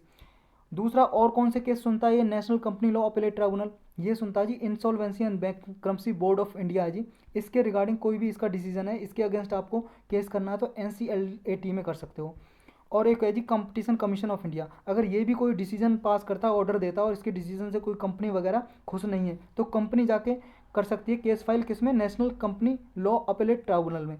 तो ये इतने सारे डिसीजन लेता है ये, मतलब किस किस से खिलाफ ले सकता है action, competition commission of India, या insolvency bankruptcy board of India, या आपका इंसॉल्वेंसी एंड बैंक्रप्सी कोड 2016, और या फिर नेशनल कंपनी लॉ ट्राइब्यूनल। और जब इसका डिसीजन नहीं होता जी, मतलब इसका डिसीजन दिया और इसके डिसीजन से, ट्राइब्यूनल के डिसीजन से आप खुश नहीं हो, तो फिर जा सकती है कंपनी हाई कोर्ट या सुप्रीम कोर्ट में। समझ गए, ये प्रोसेस चलता है। तो यही था, इसमें चलते हैं नेक्स्ट है जी अपना एस्टेरॉयड अपोफिस। ये क्या है, रिसेंटली अभी नासा ने बोला जी, नासा एक स्पेस एजेंसी है अमेरिका की, यूएसए की, आपको पता होगा। जैसे इसरो है जी हमारी इंडिया की, ऐसी नासा है, national aeronautics and space administration इसकी फुल फॉर्म है। इसने कहा है पहले एक एस्टेरॉयड अफोइस है, अपोफिस, एस्टेरॉयड अपोफिस, ये इंडिया मतलब अर्थ के पास से गुजरने वाला था और अगले नेक्स्ट 100 ईयर में ये डैमेज पहुंचाने वाला था। अभी इसको रूल्ड आउट कर दिया है कि अभी ये कह रहे हैं नासा कि ये अर्थ के पास से नहीं गुजरेगा और कोई डैमेज नहीं होगा अर्थ पे। देखो जी एस्टेरॉयड क्या होते हैं हम ऑलरेडी कई बार पढ़ चुके हैं, फिर भी देख लो। ये हमारा सोलर सिस्टम है, ये सन है, सन के अराउंड ये 8 प्लानट घूम रहे हैं। ये जी हमारा मरकरी, और ये है वीनस, ये है अर्थ, और ये जी मार्स, और ये है जुपिटर, ये है हमारा सैटर्न, और ये है हमारा, ये है यूरेनस, और ये है आपका नेपच्यून। तो ये 8 स्टेट है जी। ये जुपिटर सबसे बड़ा ग्रह है, आपको पता ही होगा, और सबसे नज़दीक सन के मरकरी है जी, बुध ग्रह, और सबसे दूर कौन सा है, नेपच्यून। ये अर्थ, ये जी मार्स और जुपिटर के बीच में जो बेल्ट दिखाई दे रही है ना, ये है एस्ट्रॉइड बेल्ट। ये छोटे छोटे से ये हैं, एस्ट्रॉइड बोलते हैं ना, एस्ट्रॉइड। तो ये अभी अपोफिस है जो ये नियर अर्थ एस्ट्रॉइड डिक्लेयर किया था नासा ने। ये लगभग कितने साइज है इसका, 335 मीटर वाइड है ये एस्ट्रॉइड। इसका जो नाम रखा गया जी एस्ट्रॉइड अपोफिस रखा गया क्योंकि इजिप्टियन गॉड है चाओस एंड डार्कनेस के। चाओस का मतलब होता है जी डिसऑर्डर या अनस्टेबिलिटी, जहाँ पे अराजकता हो। अराजकता का मतलब है जहाँ पे रूल ऑफ लॉ काम में ना करे किसी कंट्री में, अराजकता हो, कोई किसी को मार रहा है, दंगे प्रसाद हो रहे हैं, उसको बोलते हैं चाओस। चाओस हो गया जी किसी देश में, सिविल वार सिचुएशन हो जाती है। तो इजिप्टियन गॉड है जी, एक इजिप्ट कंट्री है, उसके भगवान जो गॉड हैं उनका नाम उनके नाम पे रखा गया है। ये चाओस और डार्कनेस के गॉड हैं अपोफिस, उनके नाम पे रखा गया है इस एस्ट्रॉइड का नाम। ये 2004 में डिस्कवर किया था नासा ने, और कहा था ये अर्थ को ग्रेटेस्ट थ्रेट पहुंचा सकता है फ्यूचर में। लेकिन अपोफिस क्या है, प्रिडिक्ट किया गया था कि 2009 ईयर में क्लोज आएगा जी, और 2036 में पास आएगा ये अर्थ के। लेकिन ये इवेंट अभी रूल्ड आउट कर दिया, नासा ने कहा है कि नहीं ऐसा अब नहीं होगा, ये आ सकता है जी। ऐसा फियर लगाया जाता है, मतलब ऐसा अनुमान लगा रहा है नासा कि ये 2068 में 2068 में अर्थ के पास आ सकता है और कॉलिजन कर सकता है। नियर अर्थ फ्लाइट क्या होती हैं जी, ये होती हैं लगभग, the asteroid flu past earth on 5 मार्च 2021। एक क्या जी, रिसेंटली एक एस्ट्रॉइड आया था अर्थ के पास 5 मार्च 2021 को। ये हमने न्यूज़ में पढ़ा भी था जी अपने करंट अफेयर में। 5 मार्च 2021 को आया था एक एस्ट्रॉइड अर्थ के पास से। कितनी पास आया था, लगभग 17 मिलियन किलोमीटर पास आया था। देख लो जी, वैसे बहुत दूर है ये, फिर भी पास माना जाता है, स्पेस में पास माना जाता है, लेकिन बहुत दूर है। लेकिन इससे कोई नुकसान वगैरह ऐसे नहीं होगा। लेकिन इससे साइंटिस्ट ने क्या किया, रेडार से ऑब्जर्वेशन किया इस एस्ट्रॉइड का। रेडार से किसी को भी क्या लगा सकते हैं जी, डिस्टेंस का पता वगैरह, और एस्ट्रॉइड के बारे में नॉलेज मतलब पता लगाई साइंटिस्ट ने। तो बस इतना ही था इसमें। चलते हैं नेक्स्ट में। नेक्स्ट हमारा Sabarmati river front development project. ये साबरमती एक रिवर है जी, उसके जैसे मान लो रिवर फ्लो कर रही है ये साबरमती रिवर। अब यहाँ पे रिवर का जो कैचमेंट एरिया इतना था, मान लो इतना था, और ये कुछ दिन बाद में इतना रह गया रिवर फ्रंट, मतलब यहाँ पे पानी सूख गया इसमें एरिया में। जैसे मान लो रिवर इतनी फ्लो कर रही है जी, अब रिवर यहाँ तक आ गई, बस पानी इतनी डायरेक्शन में फ्लो कर रहा है यहाँ पे। जो ये एरिया है रिवर का पानी सूख गया, लेकिन पहले यहाँ भी रिवर फ्लो करती थी। अब जो ये एरिया है ये जो बचा हुआ है यहाँ पे, मतलब अहमदाबाद सिचुएटेड है इसके बैंक पे, अहमदाबाद गुजरात में। साबरमती रिवर गुजरात में, और अहमदाबाद एक सिटी है गुजरात में, वो इस पे लोकेटेड है इसके बैंक पे किनारे पे। अब वो गवर्नमेंट चाह रही है जो इसका एरिया है, जैसे ये पहले यहाँ तक फ्लो करती थी लेकिन अब यहाँ तक करती है इसी एरिया में। अब जो ये एरिया है यहाँ पे डेवलपमेंट करना चाह रही है, इसलिए न्यूज है, समझ आया। देखो ये कहाँ गया, ये रहा। It is an environment improvement social uplift urban rejuvenation project. ये मतलब अर्बन एरिया को डेवलपमेंट करना चाहते हैं, रिन्यू करना चाहते हैं अहमदाबाद को। इसमें प्रोजेक्ट में लगभग 200 हेक्टेयर लैंड रिवर बेड से रिक्लेम की जा रही है। रिक्लेम का मतलब वही जो रिवर की लैंड है, 200 हेक्टेयर तक रिक्लेम की जा रही है। ये देख सकते हो जी आप इस इमेज में। ये पहले देखो, साबरमती रिवर फ्लो कर रही है जी, अरावली से निकलती है, और यहाँ पे ये gulf of Cambay, gulf of Khambhat भी बोलते हैं, खम्बत की पहाड़ी अरेबियन सी में ही ये यहाँ पे गिर जाती है जी, इसका माउथ। माउथ बोलते हैं जहाँ पे रिवर गिरती है आके, और सोर्स बोलते हैं जहाँ से निकलती है, सोर्स मतलब जहाँ से निकलती है, माउथ मतलब जहाँ पे गिरती है। और इधर नर्मदा रिवर भी है, ये माही रिवर है। और ये देख सकते हो आप अहमदाबाद, ये जो साबरमती आ रही है इसी के किनारे पे बसा हुआ है। ये साबरमती रिवर है, कहाँ से, वेस्ट फ्लोइंग रिवर है जी, वेस्ट डायरेक्शन में फ्लो करती है, जैसे नर्मदा और तापी करती हैं। वेस्ट डायरेक्शन का मतलब है ये आ रही ना वेस्ट डायरेक्शन में, ये वेस्ट है ये ईस्ट है, तो वेस्ट फ्लोइंग रिवर है, ये याद रखना साबरमती। ये कहाँ से ओरिजिनेट करती है, अरावली रेंज से करती है जी, अरावली की जो पहाड़ियाँ हैं वहाँ पे तेपुर विलेज है, तेपुर गांव उदयपुर डिस्ट्रिक्ट में, राजस्थान की उदयपुर डिस्ट्रिक्ट में तेपुर गांव से फ्लो करती है। इसका माउथ कहाँ पे, मतलब गिरती कहाँ पे रिवर, गल्फ ऑफ कैम्बे में, खाम्बत भी बोलते हैं इसे, गल्फ ऑफ खाम्बत। अहमदाबाद सिटी इसके बैंक पे लोकेटेड है। चलते हैं नेक्स्ट में। नेक्स्ट है जी तेलंगाना गवर्नमेंट ने अभी जो इसके गवर्नमेंट ऑफिशियल हैं उसकी रिटायरमेंट एज को इंक्रीज कर दिया 61 तक। बस इसमें यही है कि ये कब से पास हो गया जी, 27 मार्च को गजेटी में एक्स्ट्रा ऑर्डनरी गजेटी पब्लिश किया था तेलंगाना गवर्नमेंट ने, और एज रिटायरमेंट की एज 61 ईयर कर दिया 60 से जो पहले थी। चलते हैं नेक्स्ट है जी, नेक्स्ट हमारा आनंदम सेंटर ऑफ हैप्पीनेस। ये एक हैप्पीनेस का सेंटर है जी, यहाँ पे क्या है, हैप्पीनेस, खुश कैसे रहा जाए लोगों को, ये मतलब साइकोलॉजिस्ट एक तरह से ट्रिक देंगे कैसे खुश रहा जाएगा। ये लॉन्च किया जा रहा है जी इंडियन इंस्टीट्यूट ऑफ मैनेजमेंट, ये जम्मू में IIM MBA करने के लिए होता है जी, Indian institute of management, MBA BA वगैरह, MBA या BBA वगैरह करने के लिए। तो ये इस इंस्टीट्यूट ने लॉन्च किया आनंदम, ये याद रखना, सेंटर ऑफ हैप्पीनेस, एक बिल्डिंग बनी हुई है आनंदम, उसमें क्या है जी, ये एक सेंटर बनाएंगे आनंदम के नाम से, जो पॉजिटिविटी स्प्रेड करेगा और एनकरेज करेगा, प्रोपागेट करेगा holistic development of all stake holder at IIM में जितने भी लोग हैं जी, टीचर हैं, स्टेक होल्डर हैं, जो भी है, उनको क्या जी ये हैप्पीनेस का लेसन देगा, कैसे खुश रहा जाएगा। बस आनंदम याद रखना कहाँ पे लोकेटेड है, मतलब किसने शुरू किया है, जम्मू में शुरू किया है IIM ने, इंस्टीट्यूट ऑफ मैनेजमेंट ने। नेक्स्ट है जी नाकादूबा सिन्हाला रामास्वामी सदाशिवन, ये एक तितली है जी, तितली, ये देखो बटरफ्लाई, ये बटरफ्लाई जो देख रहे हो ना, ये तितली है, इंग्लिश में बटरफ्लाई बोलते हैं, न्यू स्पीसीज मिली है, इसका नाम इतना बड़ा है जी। ये कहाँ पे मिली है, वेस्टर्न घाट में मिली है जी, अगस्त्या मलाई में, वेस्टर्न घाट में अगस्त्या मलाई में खोजी गई है। बस ये याद रखना किसकी वेराइटी है, नागादूबा सिन्हाला रामास्वामी सदाशिवम, कभी सोचो ये कोई आदमी है, तितली है। नेक्स्ट है जी हमारा 2020 की ह्यूमन राइट रिपोर्ट जारी की है अभी US के स्टेट डिपार्टमेंट ने, अमेरिका के स्टेट डिपार्टमेंट ने की है ये रिपोर्ट 2020 की। इसमें सबमिट किया जी, ईच ईयर सबमिट करती है US कांग्रेस को, कांग्रेस बोलते हैं जी वहाँ की पार्लियामेंट को, जैसे हमारी पार्लियामेंट है ना संसद, हमारी संसद को बोलते हैं पार्लियामेंट इंग्लिश में या संसद, और वहाँ की पार्लियामेंट को बोलते हैं US कांग्रेस, कांग्रेस बोला जाता है। तो इसने is a retrospective and contains a country wise discussion of the state of human right, मतलब मानव अधिकार का क्या स्टेटस है कि किसी कंट्री में, तो ये रिपोर्ट जारी करती है जी, और US कांग्रेस को सबमिट करता है US स्टेट डिपार्टमेंट। इंडिया के लिए क्या फाइंडिंग की गई है जिसमें इंडिया के लिए कहा है कि यहाँ पे हैरासमेंट का मतलब होता है सताना या डिटेंशन ऑफ जर्नलिस्ट, जो जर्नलिस्ट होते हैं ना, ये न्यूज़ रिपोर्टर वगैरह जो न्यूज़ चैनल वगैरह में काम करते हैं, न्यूज एजेंसी में, उनका डिटेंशन और हैरासमेंट इंडियन गवर्नमेंट ने मतलब इंक्रीज हुआ है सोशल मीडिया पे, ऑन सोशल मीडिया। ये जी गवर्नमेंट ने क्या जी, जो इनका जो फ्रीडम ऑफ एक्सप्रेशन है वो तो रेस्पेक्ट किया है, लेकिन इनके बारे में जो हैरासमेंट वगैरह जी, इनको सताना वगैरह, वो इंक्रीज हुए हैं इनके जो भी इंसिडेंट है। Government request for user data from internet companies, ये जो मान लो इंटरनेट कंपनी से गवर्नमेंट डेटा मांगती है ना कि आप डेटा दो, ये क्या क्या पोस्ट डाल रहे हैं जैसे फेसबुक वगैरह पे, ट्विटर वगैरह पे, तो ये ड्रामेटिकली इंक्रीज हुआ है, गवर्नमेंट अब ज़्यादा डेटा मांगने लगी है जर्नलिस्ट वगैरह का।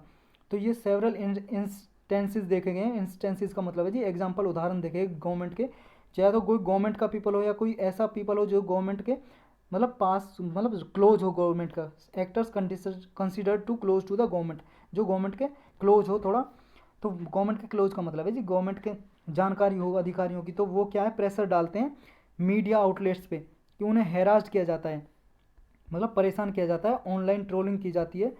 ऐसे गवर्नमेंट के जो केस हैं जी लगभग 49,382 यूज़र डेटा रिक्वेस्ट की गवर्नमेंट ने 2019 में, ये फेसबुक से लगभग 32% इंक्रीज हुआ है। 2018 में क्या था, जितने ऐसे केस फेसबुक से क्या है डेटा लिया, जो भी पोस्ट मान लो जर्नलिस्ट पोस्ट करते हैं ना अपने फेसबुक अकाउंट पे, जिसकी वजह से क्या है गवर्नमेंट कहती है इसकी वजह से जो क्या है लोगों में गवर्नमेंट के प्रति नफरत फैलती है, तो ऐसे आप आर्गूमेंट देते हो, गवर्नमेंट को मतलब क्रिटिसाइज करते हैं, आलोचना करते हैं, बुराई करते हैं, तो ऐसे लोगों को सताया जा रहा है जी, गवर्नमेंट डेटा ले रही है फेसबुक वगैरह से। ये 32% इंक्रीज हुआ 2018 से, और सेम पीरियड में ही गूगल से रिक्वेस्ट किए 69% इंक्रीज हुआ है 2018 से, और ट्विटर में 68% डेटा लोगों का लिया जा रहा है और लोगों को परेशान किया जा रहा है जो गवर्नमेंट के अगेंस्ट बोलते हैं, उनके खिलाफ बोलते हैं। तो ये इस रिपोर्ट का कहना है जो यूएस स्टेट गवर्नमेंट ने दी है यूएस कांग्रेस को। इतना ही था। इसमें चलते हैं नेक्स्ट जी, central likely to extend foreign trade policy. अभी क्या सेंट्रल फॉरेन ट्रेड पॉलिसी को इंक्रीज कर रही है जी, उसकी टाइमलाइन बढ़ा रही है। गवर्नमेंट क्या है एक्सपेक्टेड कर रही है कि ये फॉरेन ट्रेड पॉलिसी क्या है, ये 1 अप्रैल को ख़त्म हो जाएगी, लैप्स कर जाएगी, तो इसे इंक्रीज़ किया जाए। पहले ये 31 मार्च 2020 तक थी फॉरेन ट्रेड पॉलिसी, जो 2015-20 तक चलाई गई थी, लेकिन 31 मार्च से इंक्रीज़ करके 1 साल के लिए बढ़ा दी, क्योंकि लॉकडाउन चल गया था ना, एक पेंडेमिक आ गई थी कोरोना डिसीज़, उसकी वजह से 2021 तक बढ़ा दी। लेकिन फिर इसे इंक्रीज़ करने के लिए प्रपोजल रखा है, एक्सटेंड किया जा रहा है इसको। ये फॉरेन ट्रेड पॉलिसी प्रोवाइड करती है ताकि इंक्रीज कैसे किया जाए, एक्सपोर्ट कैसे किया जाए, मतलब जो गुड्स और सर्विसेज, माल वस्तु एक्सपोर्ट होती है ना हमारी कंट्री से, उनका एक्सपोर्ट इंक्रीज करने के लिए फॉरेन ट्रेड पॉलिसी लाई गई गवर्नमेंट ने 2015 में, और 5 साल के लिए लाया है 2015 से 20 के लिए। तो इसमें मेक इन इंडिया प्रोग्राम है जो उसको बढ़ाया जाए और एम्प्लॉयमेंट क्रिएट किया जाए, जनरेशन किया जाए, रोजगार पैदा किया जाए हमारी कंट्री में, और मेक इन इंडिया मतलब हमारी कंट्री में ज़्यादा से ज़्यादा प्रोडक्ट बने, इसको बढ़ावा देने के लिए ट्रेड पॉलिसी आई। इसमें 2 स्कीम चलाई गई इस फॉरेन ट्रेड पॉलिसी के अंतर्गत। एक तो है जी merchandise export from India scheme, और एक है आपकी service export from India scheme. Merchandise में जी गुड्स वगैरह का प्रमोशन करने के लिए चलाई गई, और ये service export from India scheme ये एक सर्विस को एक्सपोर्ट करने के लिए, कि हमारी कंट्री से ज़्यादा सर्विस निर्यात हो, एक्सपोर्ट हो। इसके अंदर गवर्नमेंट बेनिफिट देती थी जो ज़्यादा से ज़्यादा एक्सपोर्ट करता था, उसको बोलते थे ड्यूटी क्रेडिट स्किप्स। इससे क्या है गुड्स वगैरह इंपोर्ट कर सकते थे, ये जो भी एक्सपोर्ट करते हैं ना, जो भी लोग करते हैं एक्सपोर्ट, कंपनी वगैरह करती हैं, तो उन्हें ड्यूटी क्रेडिट स्क्रिप्ट से वस्तुएं इंपोर्ट कर सकते हैं। और एक स्कीम थी export promotion capital goods scheme, इसके अंतर्गत एक स्पेसिफिक एक्सपोर्ट ऑब्लिगेशन होती है, वो रिड्यूस कर दिया गवर्नमेंट ने 75% तक। नॉर्मल एक्सपोर्ट ऑब्लिगेशन जो होती है वो 75% तक रिड्यूस कर दिया इसके अंतर्गत। तो ये किस लिए किया, ताकि जो डोमेस्टिक कैपिटल गुड्स है, मैन्युफैक्चरिंग इंडस्ट्री है, जो हमारे घरेलू में क्या है कैपिटल गुड्स बनाती है, कैपिटल गुड्स वगैरह, मशीन वगैरह, जो क्या है जिनसे गुड्स वगैरह माल वस्तु क्रिएट की जा सके, ऐसी गुड्स को बोलते हैं कैपिटल गुड्स। जैसे बहुत सालों तक चल सके, जैसे मान लो जी आपके फ्रीज हो गया, फ्रीज ऐसा तो है नहीं अभी एक बार यूज़ किया फेंक दिया। जैसे टॉफ़ी हो गई जी, चॉकलेट खाने की, ये तो कैसी है कंज्यूमर गुड है, एक बार ली खरीदी खाई ख़त्म हो गई। लेकिन टीवी वगैरह ऐसा थोड़ी नहीं है एक बार खाया ख़त्म हो गया, बहुत सालों तक चल सकते हैं, ऐसे इनको बोलते हैं कैपिटल गुड्स। या फिर कोई ऐसी मशीन जो और गुड्स बनाए, कोई मशीन बना लीजिए, मान लो कोई मशीन बनानी कोई प्रोडक्ट बनाने के लिए, बर्तन बनाने के लिए, तो ये बर्तन बनाएगी, तो ये मशीन क्या है कैपिटल गुड्स। तो इनको प्रमोट किया जा सके इसलिए ये चलाया था इसके अंतर्गत ये स्कीम, स्पेसिफिक एक्सपोर्ट ऑब्लिगेशन। अब नेक्स्ट है जी हमारा freedom of religion. Freedom of religion क्या है, फ्रीडम ऑफ रिलीजन है पब्लिक इंटरेस्ट लिटिगेशन डाली थी अभी, किसने, सुप्रीम कोर्ट में डाली थी, एक पर्सन ने एक याचिका डाली थी, उसने कहा था कुरान में 26 वर्सेज हैं, मतलब 26 ऐसे पैराग्राफ हैं जो प्रमोट करते हैं जी एक्सट्रीमिज्म को, टेररिज्म को, मतलब बढ़ावा देते हैं, लोगों को प्रेरित करते हैं, जो इंडिया की जो सीरियस थ्रेट है इंडिया के लिए, सोवरेंटी के लिए, यूनिटी के लिए, इंटीग्रिटी के लिए। ये मुस्लिम पीपल ने डाली थी एक ने जी कुरान में, कि ये अनकॉन्स्टिट्यूशनल है और नॉन इफेक्टिव है, नॉन फंक्शनल है, ये मतलब असंवैधानिक है, जो 26 वर्सेज मेंशन है कुरान में, ये आतंकवाद फैलाने में सहायता करते हैं, ऐसा बोला था उस पिटीशन में।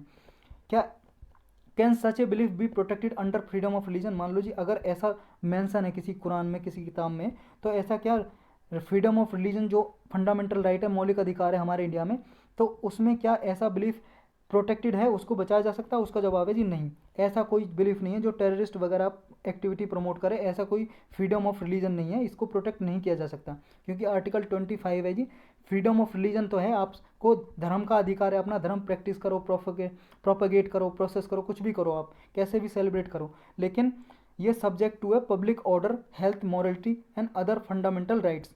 मतलब आप पब्लिक मॉरलिटी को क्या है जी उसका वॉयलेशन नहीं करोगे, किसी की हेल्थ का नुकसान नहीं होना चाहिए, ऐसे आप अपने रिलीजन को प्रैक्टिस करोगे। ऐसा नहीं है आप रिलीजन में किसी को मार दो, बलि चढ़ा दो, ये अलाउ नहीं है। तो ये चीज़ है जी, इसमें जो वॉयलेशन करती है ऐसी चीज़ें अलाउ नहीं है। इसमें क्या जी, ये अगर कोई ऐसा फ्रीडम ऑफ रिलीजन है जो टेररिस्ट वगैरह एक्टिविटी फैलाता है, तो इसकी वजह से क्या है, ये आर्टिकल 21 के भी कॉन्ट्रेरी है, जो राइट टू लाइफ मिला हुआ है हमें, पर्सनल लिबर्टी सभी लोगों को, तो इसके भी अगेंस्ट है। लेकिन क्या इशू क्या है, अब इशू क्या है, इशू ये जी पिटिशनर ने कहा है कि ये secretaries, 3 secretaries of the centre as respondent, मतलब 3 सेक्रेटरीज हैं जिनके अगेंस्ट उसने कहा है ये रेस्पॉन्स करें, ये जवाब दें जो प्ली डाली है सुप्रीम कोर्ट में। तो अब जो रेस्पोंडेंट हैं क्या वो उन पे वो रेस्पॉन्स देंगे? क्या वो उनके खिलाफ किसी सुप्रीम कोर्ट में रिट पिटीशन डाली जा सकती है, याचिका डाली जा सकती है? देखो जी, जो रिट पिटीशन डाली जाती है ना, जो रिट जुरिस्डिक्शन है सुप्रीम कोर्ट का, जैसे आर्टिकल 32 के अंतर्गत रिट जारी करता है फंडामेंटल राइट के लिए, वो स्टेट के अगेंस्ट होती है जी। स्टेट के अगेंस्ट मतलब स्टेट का यहाँ मतलब है गवर्नमेंट के अगेंस्ट होती है। तो इसके अकॉर्डिंग क्या जो ये पर्सन है 3 पर्सन के अगेंस्ट का, ये क्या स्टेट की डेफिनेशन में आते हैं? उसका जवाब है नहीं। ये 3 पर्सन है जी रेस्पोंडेंट जिनका नाम दिया है, ये स्टेट की डेफिनेशन में नहीं आते। स्टेट की डेफिनेशन में वही आता है जो आर्टिकल 12 में लिखा हुआ हमारे कॉन्स्टिट्यूशन के, जो आर्टिकल 12 में लिखा हुआ जी स्टेट की डेफिनेशन क्या क्या होती है, क्या क्या आते हैं। कोई भी ऐसी सेंट्रल अथॉरिटी, कोई सेंट्रल एजेंसी, कोई कॉन्स्टिट्यूशनल बॉडी, वो स्टेट की डेफिनेशन में आते हैं। लेकिन ये तो प्राइवेट पर्सन है, वो थोड़ी ना आएंगे स्टेट की डेफिनेशन में।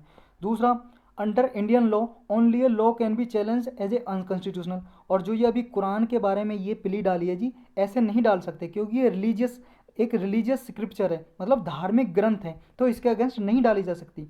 समझ रहे हो? क्योंकि ये एक लॉ नहीं है, और लॉ के अगेंस्ट ही अगर कोई लॉ अनकॉन्स्टिट्यूशनल है उसी को डिक्लेयर किया जा सकता है ना, उसको चैलेंज किया जा सकता है अगर कोई असंवैधानिक है कानून। और कोई कानून थोड़ी नहीं है कुरान, कानून नहीं है जी, कुरान तो एक धार्मिक स्क्रिप्चर है, तो रिलीजियस स्क्रिप्चर है, इसके अगेंस्ट नहीं डाली जा सकती कुरान के अगेंस्ट। तो कुरान एक धार्मिक ग्रंथ है, तो उसके अगेंस्ट नहीं डाली जा सकती हमारे कॉन्स्टिट्यूशन के अनुसार, क्योंकि Quran is not considered a law. एक कानून नहीं है जी कोई, कुरान एक धार्मिक ग्रंथ है जी। धार्मिक मतलब प्रैक्टिस है, एक धार्मिक प्रैक्टिस है, रिलीजियस प्रैक्टिस है। उसके लॉ, रीति रिवाज लिखे हुए हैं जी उसमें, कैसे लॉ फॉलो करना है। देखो किसी डिवाइन बुक है, मतलब ये जो धार्मिक बुक वगैरह होती हैं उनसे कोई कानून तो बना सकती है गवर्नमेंट, मतलब खुद कानून बनाना चाहे तो बना सकती है। लेकिन ये जो कुरान वगैरह है या गीता है कोई जी, या गुरु ग्रंथ है या बाइबल है, तो ये कोई लॉ नहीं है, कानून। लेकिन इन पे जो मेंशन है रीति रिवाज, उनको देख के खुद गवर्नमेंट लॉ बना सकती है। समझ गए? अब नेक्स्ट है जी हमारा ओवरसीज सिटीजन ऑफ इंडिया। ये हम कई बार पढ़ चुके हैं अपने करंट अफेयर में। आपको डिटेल में देखना तो करंट विद जीएस जहाँ पे क्लिक करो, प्लेलिस्ट पे जाओ, पॉलिटी की प्लेलिस्ट में जाकर देख सकते हो। हम थोड़ा ब्रीफ में पढ़ेंगे अभी। क्या जी, ये पीपल ऑफ इंडियन ओरिजिन हो या इंडियन डायस्पोरा हो, कोई भी, इंडियन डायस्पोरा का मतलब है जो इंडियन पीपल बाहर रहते हैं, कोई भी इंडियन की सिटीजनशिप थी, उनको overseas citizenship of India card दिया जाता है जी, ओसीआई कार्ड दिया जाता है। वो उन्हें अभी गवर्नमेंट ने डिसीजन लिया है, अगर वो इंडिया में चाहना चाहे तो अपना एक्सपायर्ड जो पासपोर्ट है, उनका जो पासपोर्ट है जी जो एक्सपायर हो चुका, उन्हें लाने की ज़रूरत नहीं है ओल्ड पासपोर्ट का। बिना पासपोर्ट के आप सिर्फ ओसीआई कार्ड है आपके पास, इंडिया ने देता है, मतलब इंडिया किसी पर्सन को देता है जो इंडिया ओरिजिन के होते हैं, जो पहले उनके माँ बाप इंडिया से हुए हों। तो सारी कंडीशन ब्रीफली देखेंगे हम, वैसे हमने ओसीआई को कवर किया हुआ है पहले भी। तो वो इंडिया में ट्रैवल कर सकते हैं बिना पासपोर्ट के। समझ गए? ये डिसीजन लिया है। अब ओसीआई कार्ड होल्डर क्या होता है जी, ओसीआई एक दे देते हैं, जैसे आपका आधार कार्ड होता है ना, ऐसे ही एक कार्ड दे देते हैं जो इंडिया ओरिजिन के होते हैं, जिनके पास इंडिया की सिटीजनशिप नहीं है, वो इंडिया के नागरिक नहीं है, किसी और कंट्री के नागरिक है, मान लो यूएसए के नागरिक हैं, लेकिन वो पहले उनके माँ बाप या कोई उनका रिलेशन पहले इंडिया से था। समझे? तो ये दिया जाता था। सिटीजनशिप एक्ट था हमारा 1955 का, इसके अंतर्गत ही 2005 में ये रूल बनाए कि ओसीआई स्कीम चलाई, overseas citizens of India scheme, इसके अंतर्गत दिया जाता है। ये 9 जनवरी 2015 को गवर्नमेंट ऑफ इंडिया ने डिसीजन लिया। पहले एक people of India origin card हुआ जाता था, एक ओसीआई कार्ड, इन दोनों को मर्ज कर दिया, दोनों को मिला दिया और एक ओसीआई कार्ड ही बना दिया। समझे? इसकी एलिजिबिलिटी क्या होती है? इसके लिए जब ओसीआई कार्ड दिया जाता है, ये होते हैं इसके, मान लो किसी को ओसीआई कार्ड दिया जाएगा तो ये होते हैं जी इसके, इनके बेस पे दिया जाता है। ये एलिजिबिलिटी क्राइटेरिया, ये देखेंगे अभी हम। तो ये है एलिजिबिलिटी क्राइटेरिया, ये है कोई मान लो इंडिया का सिटीजन रहा हो 26 जनवरी 1950 को, जब हमारा कॉन्स्टिट्यूशन लागू हुआ था, उसके बाद या उससे पहले, मतलब उसके बाद से कोई सिटीजन रहा हो, बाद में किसी और कंट्री की सिटीजनशिप ले ली हो, या फिर जब संविधान हमारा कॉन्स्टिट्यूशन लागू हुआ था 26 जनवरी 1950 को, तब इंडिया का सिटीजन बनने के लिए एलिजिबल रहा हो, कंडीशन हो, तब उसको भी ओसीआई कार्ड दिया जा सकता है। या फिर वो ऐसी टेरिटरी से बिलोंग करता हो that become a part of India after 15 अगस्त 1947, जो 15 अगस्त 1947 के बाद इंडिया की टेरिटरी का पार्ट बना हो, उससे बिलोंग करता हो। या फिर ऐसा पर्सन हो जी, चाइल्ड और डिसेंडेंट, मतलब इन तीनों कैटेगरी में कोई पर्सन आता हो, उनका कोई चाइल्ड हो, बच्चा हो, तो उसे भी दिया जा सकता है। या माइनर चाइल्ड हो ऐसे पर्सन का जो अबव कैटेगरी से बिलोंग करता हो, 3 से, मतलब 15 अगस्त 1947 के बाद कोई इंडिया का सिटीजन रहा हो, या 26 जनवरी 1950 के बाद एलिजिबल हो इंडिया का सिटीजन बनने के लिए उसका बच्चा हो माइनर चाइल्ड का मतलब छोटा बच्चा 18 ईयर से बिलो माइनर चाइल्ड बोलते हैं। माइनर चाइल्ड हो जी किसी का, उसके बोथ पेरेंट या एक पेरेंट कोई सा भी एक या माँ या बाप कोई भी इंडिया का सिटीजन हो तब उसे दिया जा सकता है। या फिर कोई फॉरेन ओरिजिन स्पाउस हो ऑफ इंडियन सिटीजन, मतलब कोई मान लो जी यहाँ पे किसी ने शादी कर ली बाहर, एक इंडिया का है एक बाहर का है, तो उसको भी दिया जा सकता है जी ओसा स्टेटस। या किसी ने मैरिज रजिस्टर कराई है जी तब उसे दिया जा सकता है। या they are married for more than a 2 year, मान लो जी उन्होंने 2 साल पहले शादी की है और अब 2 साल के बाद वो रजिस्टर कर रहे हैं ओसीआई के लिए, तो उन्हें दिया जा सकता है। किसी इंडिया के पीपल से शादी कर लिए तो उन्हें भी दिया जा सकता है। तो ये कंडीशन होती है। अगर आपको डिटेल में जानना है तो करंट विद जीएस जहाँ पे क्लिक करो, प्ले लिस्ट में जाओ, पॉलिटी की प्ले लिस्ट में देखो आप। अब करते हैं जी क्वेश्चन, हम क्वेश्चन करेंगे जी। ये फर्स्ट क्वेश्चन है जी, बूडापेस्ट कन्वेंशन किससे रिलेटेड है ये बताना है आपको। World trade organization, cyber security, organic farming या ओजोन डिप्लीशन। देखो जी ये है साइबर सिक्योरिटी से, ये बहुत बार न्यूज़ में रहता है बूडापेस्ट कन्वेंशन, और साइबर सिक्योरिटी बहुत बार न्यूज़ में रही है इस साल, तो याद रखना है ये साइबर सिक्योरिटी से है जी। नेक्स्ट है consider the following statement regarding, कुछ प्राइमरी डेफिसिट के रिगार्डिंग स्टेटमेंट दिए, करेक्ट बताना है। फर्स्ट बोल रही है primary deficit implies that government is unable to contain recurring expenditure such as subsidies and other discretionary expenditure within the limits of recurring not debt revenue. पहली statement कर रही है प्राइमरी जो डेफिसिट होता है जी, प्राइमरी घाटा, वो होता है गवर्नमेंट जब क्या है जी रिकरिंग एक्सपेंडिचर हो रहा है। रिकरिंग का मतलब है जी बार बार कोई चीज़ होना, जब एक्सपेंडिचर खर्चा गवर्नमेंट का बार बार हो रहा हो सब्सिडीज़ पे, उसको फुलफिल करने में अनेबल है गवर्नमेंट अयोग्य है, तो उसको बोलते हैं जी प्राइमरी डेफिसिट। ठीक है यही सही है। Increasing primary deficit will lead to higher revenue deficit and unsustainable debt servicing in future. अगर मान लो जी प्राइमरी डेफिसिट बढ़ता जाएगा इसकी वजह से जी रेवेन्यू डेफिसिट भी गवर्नमेंट का बढ़ सकता है। तो ये क्या सही है, आपको करेक्ट बताना जी। 1 2 दोनों सही है दोनों गलत। जी हाँ बिल्कुल दोनों सही हैं, सी करेक्ट आंसर है जी। और बिल्कुल प्राइमरी घाटा वही होता है जी प्राइमरी डेफिसिट, जो मान लो बार बार सब्सिडी देने में जो गवर्नमेंट को पैसा देना पड़ता है, एक्सपेंडिचर होता है, वही होता है। नेक्स्ट है जी hydrogen is considered be the fuel of future. Hydrogen को फ्यूचर के लिए फ्यूल ईंधन माना जा रहा है, पेट्रोल डीजल की जगह हाइड्रोजन यूज होगा। तो इसके बारे में कुछ स्टेटमेंट दी हुई है, करेक्ट बताना आपको। Hydrogen is a highly flammable, hydrogen ऐसा फ्यूल है जी इसमें जल्दी से आग पकड़ सकता है, क्या आँच लग सकती है क्या इसमें। नेक्स्ट है hydrogen does not occur in deposit और reserve like fossil fuel. Hydrogen जी जैसे मान लो पेट्रोल डीजल ज़मीन में मिलते हैं ना, किसी माइन वगैरह में मिले, ज़मीन के अंदर गड़े हुए मिलते हैं, ऐसे ये नहीं मिलता, मतलब सेपरेटली नहीं मिलता। Water is most abundant compound of hydrogen found on earth. Water सबसे ज़्यादा मोस्ट अबेंडेंट कंपाउंड है जिसमें हाइड्रोजन मिलता है अर्थ पे। आपको बताना जी करेक्ट 2 3 1 2 3 1 2 या 2 1 3। देखो जी बी करेक्ट आंसर है, सही है तीनों के तीनों, क्योंकि हाइड्रोजन या तो CH4 के साथ हाइड्रोजन मतलब H2O के साथ हाइड्रोजन लगा है, वाटर में हाइड्रोजन है तो इससे हाइड्रोजन निकाल सकते हो आप, इसमें लगा है। तो ये हाइड्रोजन क्या है पेट्रोलियम डीजल की तरह ऐसे नहीं मिलता ज़मीन में, जैसे सिंगल मिल गया हाइड्रोजन, किसी के साथ रहता है ये। जैसे H2O में क्या हाइड्रोजन है H2 वाटर में, तो वाटर में भी है, हाईली फ्लेमेबल है, जल्दी आग पकड़ता है। चलते हैं जी नेक्स्ट पे। कंसीडर द फॉलोइंग स्टेटमेंट, कुछ स्टेटमेंट दिए करेक्ट बताना। China is the largest producer of generic medicine in the world. जो जेनरिक ड्रग होती हैं जी, क्या चाइना सबसे ज़्यादा प्रोड्यूस करता है क्या पूरे वर्ल्ड में। इंडिया लॉन्च्ड वैक्सीन मैत्री campaign for covid vaccine in 2 countries both neighbour countries और अदर कंट्रीज। मतलब इंडिया ने वैक्सीन मैत्री नाम का अभियान चलाया जी, वैक्सीन मैत्री नाम का कैंपेन। इसके थ्रू क्या है कोविड-19 की वैक्सीन देगा अपने पड़ोसी देश और दूसरे देशों को भी। तो कौन सा सही है जी, देखो जी बी करेक्ट आंसर है, दूसरा सही है, पहला गलत है, क्योंकि चाइना नहीं बल्कि इंडिया ही लार्जेस्ट, सबसे अधिक प्रोड्यूस कौन करता है पैदा जेनरिक ड्रग, कौन बनाता है, इंडिया बनाता है। जेनरिक ड्रग ऐसी ड्रग होती हैं जी, मान लो किसी ड्रग पे पेटेंट मिला हुआ है जी, किसी को अधिकार एक का है जी, और वो बहुत महंगी बेच रहा है उसे, बहुत ही ज़्यादा प्राइस पे, तो इंडिया क्या है जी कंपलसरी क्लाउज है एक इंडिया में, कंपलसरी क्लाउज बोलते हैं ये, पेटेंट एक्ट में, पेटेंट एक्ट है इंडिया का, पेटेंट एक्ट, उसमें है जी कंपलसरी क्लाउज। तो इंडिया किसी दूसरी कंपनी को बिना पेटेंट मालिक से पूछे हुए परमिशन दे देता है किसी दूसरे कंपनी को कि आप प्रोड्यूस करो, और सेम क्वालिटी रहती है इनकी, तो इसे बोलते हैं जेनरिक ड्रग। नेक्स्ट है जी कुछ स्टेटमेंट दी हुई हैं, करेक्ट बताना है आपको। पहली कह रही है कि carbon credit is a electronic and serialized unit that represent 1 kilogram of CO2 equivalent that is reduced और अवॉइडेड और sequestrated from projects applying an approved carbon credit methodology. देखो जी, कार्बन क्रेडिट के बारे में बता रहा है। ये इलेक्ट्रॉनिक और एक यूनिट है जिसमें एक कार्बन क्रेडिट बराबर होता है 1 किलोग्राम CO2। तो ये क्या सही है क्या? नेक्स्ट बोल रहा है decarbonization refers to the conversion of the economic system और individual carbon emitting entity reducing the carbon intensity of its direct और वैल्यू चेन और इमिशन ओवर टाइम।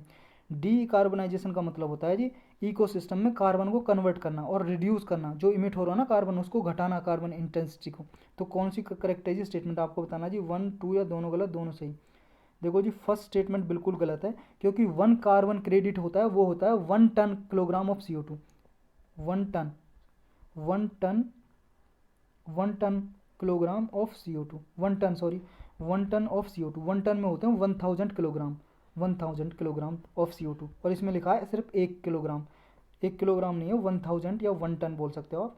लेकिन दूसरा बिल्कुल सही है जी, बी करेक्ट आंसर हो जाएगा इसका। चलते हैं नेक्स्ट पे। कंसीडर द फॉलोइंग स्टेटमेंट दी हुई है जी, कुछ 5 ईयर प्लान के रिगार्डिंग दी हुई है, आपको बताना है। First 5 year plan was based on Mahalanobis. Second plan tried to build the basis for socio-patrick pattern of society. Next, in the first 7 5 year plans, trade was characterized by import substitution strategy. ये कह रहा जी, पहली statement कह रही है जो पहला plan है वो महालानोबिस आइडिया पे बेस्ड था क्या, जिसके रिगार्डिंग इंडियन प्लानिंग शुरू की गई थी। सेकंड प्लान था वो सोशलिस्ट पैटर्न पे बेस्ड था क्या। नेक्स्ट है जी, जो थर्ड प्लान था वो पहले 7 5 ईयर प्लान थे जो इंडिया के, वो इम्पोर्ट सब्सटीट्यूशन स्ट्रेटजी पे बेस्ड थे क्या। इम्पोर्ट सब्सटीट्यूशन का मतलब है कि बाहर से इंडिया कोई चीज़ ना मंगाए, इंपोर्ट ना करे बाहर कंट्री से, अपने देश में ही मैन्युफैक्चर करे जो उसकी भी ज़रूरत है। तो क्या इस पे बेस्ड थे क्या? आपके ऑप्शन है 1 2 1 3 2 3 1 2 3। देखो जी पहला गलत है बिल्कुल, जहाँ जहाँ पे पहला काट दो सी आंसर आ जाएगा आपका। 2 3 बिल्कुल सही है। इम्पोर्ट सब्सटीट्यूशन स्ट्रेटजी पहले 7 5 ईयर प्लान में लागू की थी इंडिया ने, और सोशलिस्ट पैटर्न पे तो है ही बेस्ड प्लानिंग। दूसरा महालानोबिस प्लान है वो फर्स्ट 5 ईयर प्लान नहीं बल्कि सेकंड 5 ईयर प्लान बेस्ड था महालानोबिस में। फर्स्ट प्लान था हेरोड डोमर मॉडल पे, हेरोड डोमर मॉडल पे।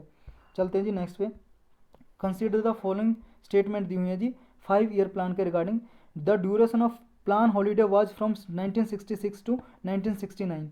जो प्लान हॉलीडे की जो ड्यूरेशन थी 1966 से लेकर 1969 थी क्या क्या?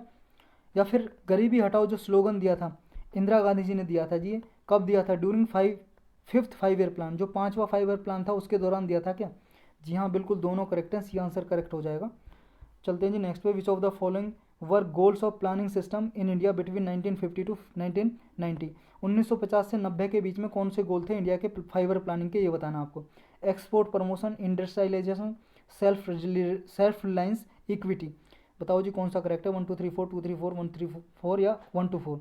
देखो जी सारे ही करेक्ट हैं, ए आंसर करेक्ट हो जाएगा। सारे इसके गोल थे इंडिया की प्लानिंग के 1950 से लेकर 90 तक के बीच में। सेल्फ रिलायंस का मतलब है आत्मनिर्भर, इंडिया आत्मनिर्भर बने, मैन्युफैक्चर करे जो भी है इंडिया में ही, और इक्विटी लाए, और इंडस्ट्रियलाइजेशन को प्रमोट करे, एक्सपोर्ट को प्रमोट करे, ये सारे गोल थे। नेक्स्ट है जी, India's growth story from eve of independence to the liberalization phase is largely term as Hindu rate of growth.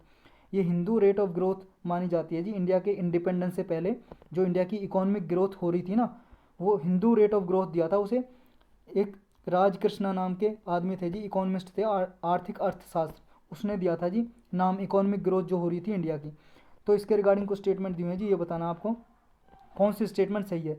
Non inclusive growth story of India before 1990s liberation, religious belief of success government right from the independence, irrational development agenda driven by majority and society, phenomenon of sluggishness in growth rate of Indian economy before 1990s। जी हाँ बिल्कुल, D correct answer है, क्योंकि sluggishness का मतलब होता है ये एक जगह रुकना। जो इंडिया की ग्रोथ थी 1990 से पहले एक जगह रुक गई थी जी, लगभग 3.5 3.5% की ग्रोथ हो रही थी, इसलिए इसे हिंदू ग्रोथ रेट का नाम दिया था कि 1950 से 1990 के बीच में लगभग अराउंड 3.5 के बीच में ही थी। तो इसी को बोलते हैं हिंदू ग्रोथ रेट। इकोनॉमी की ग्रोथ रेट थी ये इंडियन इकोनॉमी की बिफोर 1990s, 1990 के दशक से पहले की बात है। नेक्स्ट है जी, which of the following is not valid argument for advocating free trade. Developing economy में फ्री ट्रेड के रिगार्डिंग कौन सी वैलिड आर्गूमेंट नहीं है? It results in more efficient allocation of resources internationally. अगर फ्री ट्रेड होगी तो इंटरनेशनली ज़्यादा से ज़्यादा एफिशिएंट अलोकेशन रिसोर्सेज होंगे क्या? मतलब रिसोर्सेज का अलोकेशन एफिशिएंटली होगा क्या। It improve competition and reduce domestic monopoly in goods and services. अगर फ्री ट्रेड होगी, फ्री ट्रेड का मतलब है किसी कंट्री में दूसरी कंट्री को भी इम्पोर्ट एक्सपोर्ट करने का अधिकार होना, दूसरी कंट्री से अधिकार मतलब दूसरी कंट्री से इम्पोर्ट एक्सपोर्ट फ्रीली करें, कोई रेस्ट्रिक्शन ना हो। सेकंड कह रही है कि ये कंपटीशन इंक्रीज करती है अगर फ्री ट्रेड होगा तब, फ्री ट्रेड होगा। और जो मोनोपोली होती है ना, मोनोपोली का मतलब है एक अधिकार की एक आदमी एक गुड बेचेगा, वो रिड्यूस होता है, कम होता है डोमेस्टिक मोनोपोली किसी गुड्स और सर्विस में। नेक्स्ट है it allows exporter to reap economies of scale. ये क्या करती है, अलाउ करती है एक्सपोर्टर को ताकि वो इकोनॉमीज ऑफ स्केल के बेनिफिट को मतलब उठा सके, बेनिफिट फ़ायदा ले सकें। नेक्स्ट है it create a level playing field between developing and develop countries. मान लो जी जो डेवलपिंग और डेवलप्ड कंट्रीज होती हैं, विकासशील और विकसित देश, उनके बीच में एक लेवल प्लेइंग फील्ड क्रिएट करती है, पैदा करती है कि दोनों के बीच में, कि दोनों को समान बनाती है। क्यों ये सही है क्या। देखो जी नॉट वैलिड पूछा, वैलिड कौन सी नहीं है, और वैलिड ये नहीं है जी डी स्टेटमेंट, तो डी करेक्ट आंसर हो जाएगा। क्योंकि ये लेवल प्लेइंग फील्ड नहीं करती, बल्कि डेवलप्ड कंट्री को अगर फ्रीली ट्रेड करने का अधिकार मिलेगा डेवलपिंग कंट्रीज में, डेवलपिंग कंट्री मतलब इंडिया चाइना जैसे ब्राज़ील हो गई, और डेवलप्ड कंट्री जैसे यूएस से होगी जी, यूके हो गई। अब ये यूएस यूके फ्रीली एक्सपोर्ट करेंगी जी, इन पे कोई ड्यूटी वगैरह नहीं लगेगी, मान लो कस्टम ड्यूटी वगैरह टैक्स नहीं लगेगा, तो इंडिया की इकोनॉमी पे तो बहुत अफेक्ट पड़ेगा ना, लेवल प्लेइंग फील्ड थोड़ी ना क्रिएट करेगी ये। तो आज की यही था जी आज के डिस्कशन में।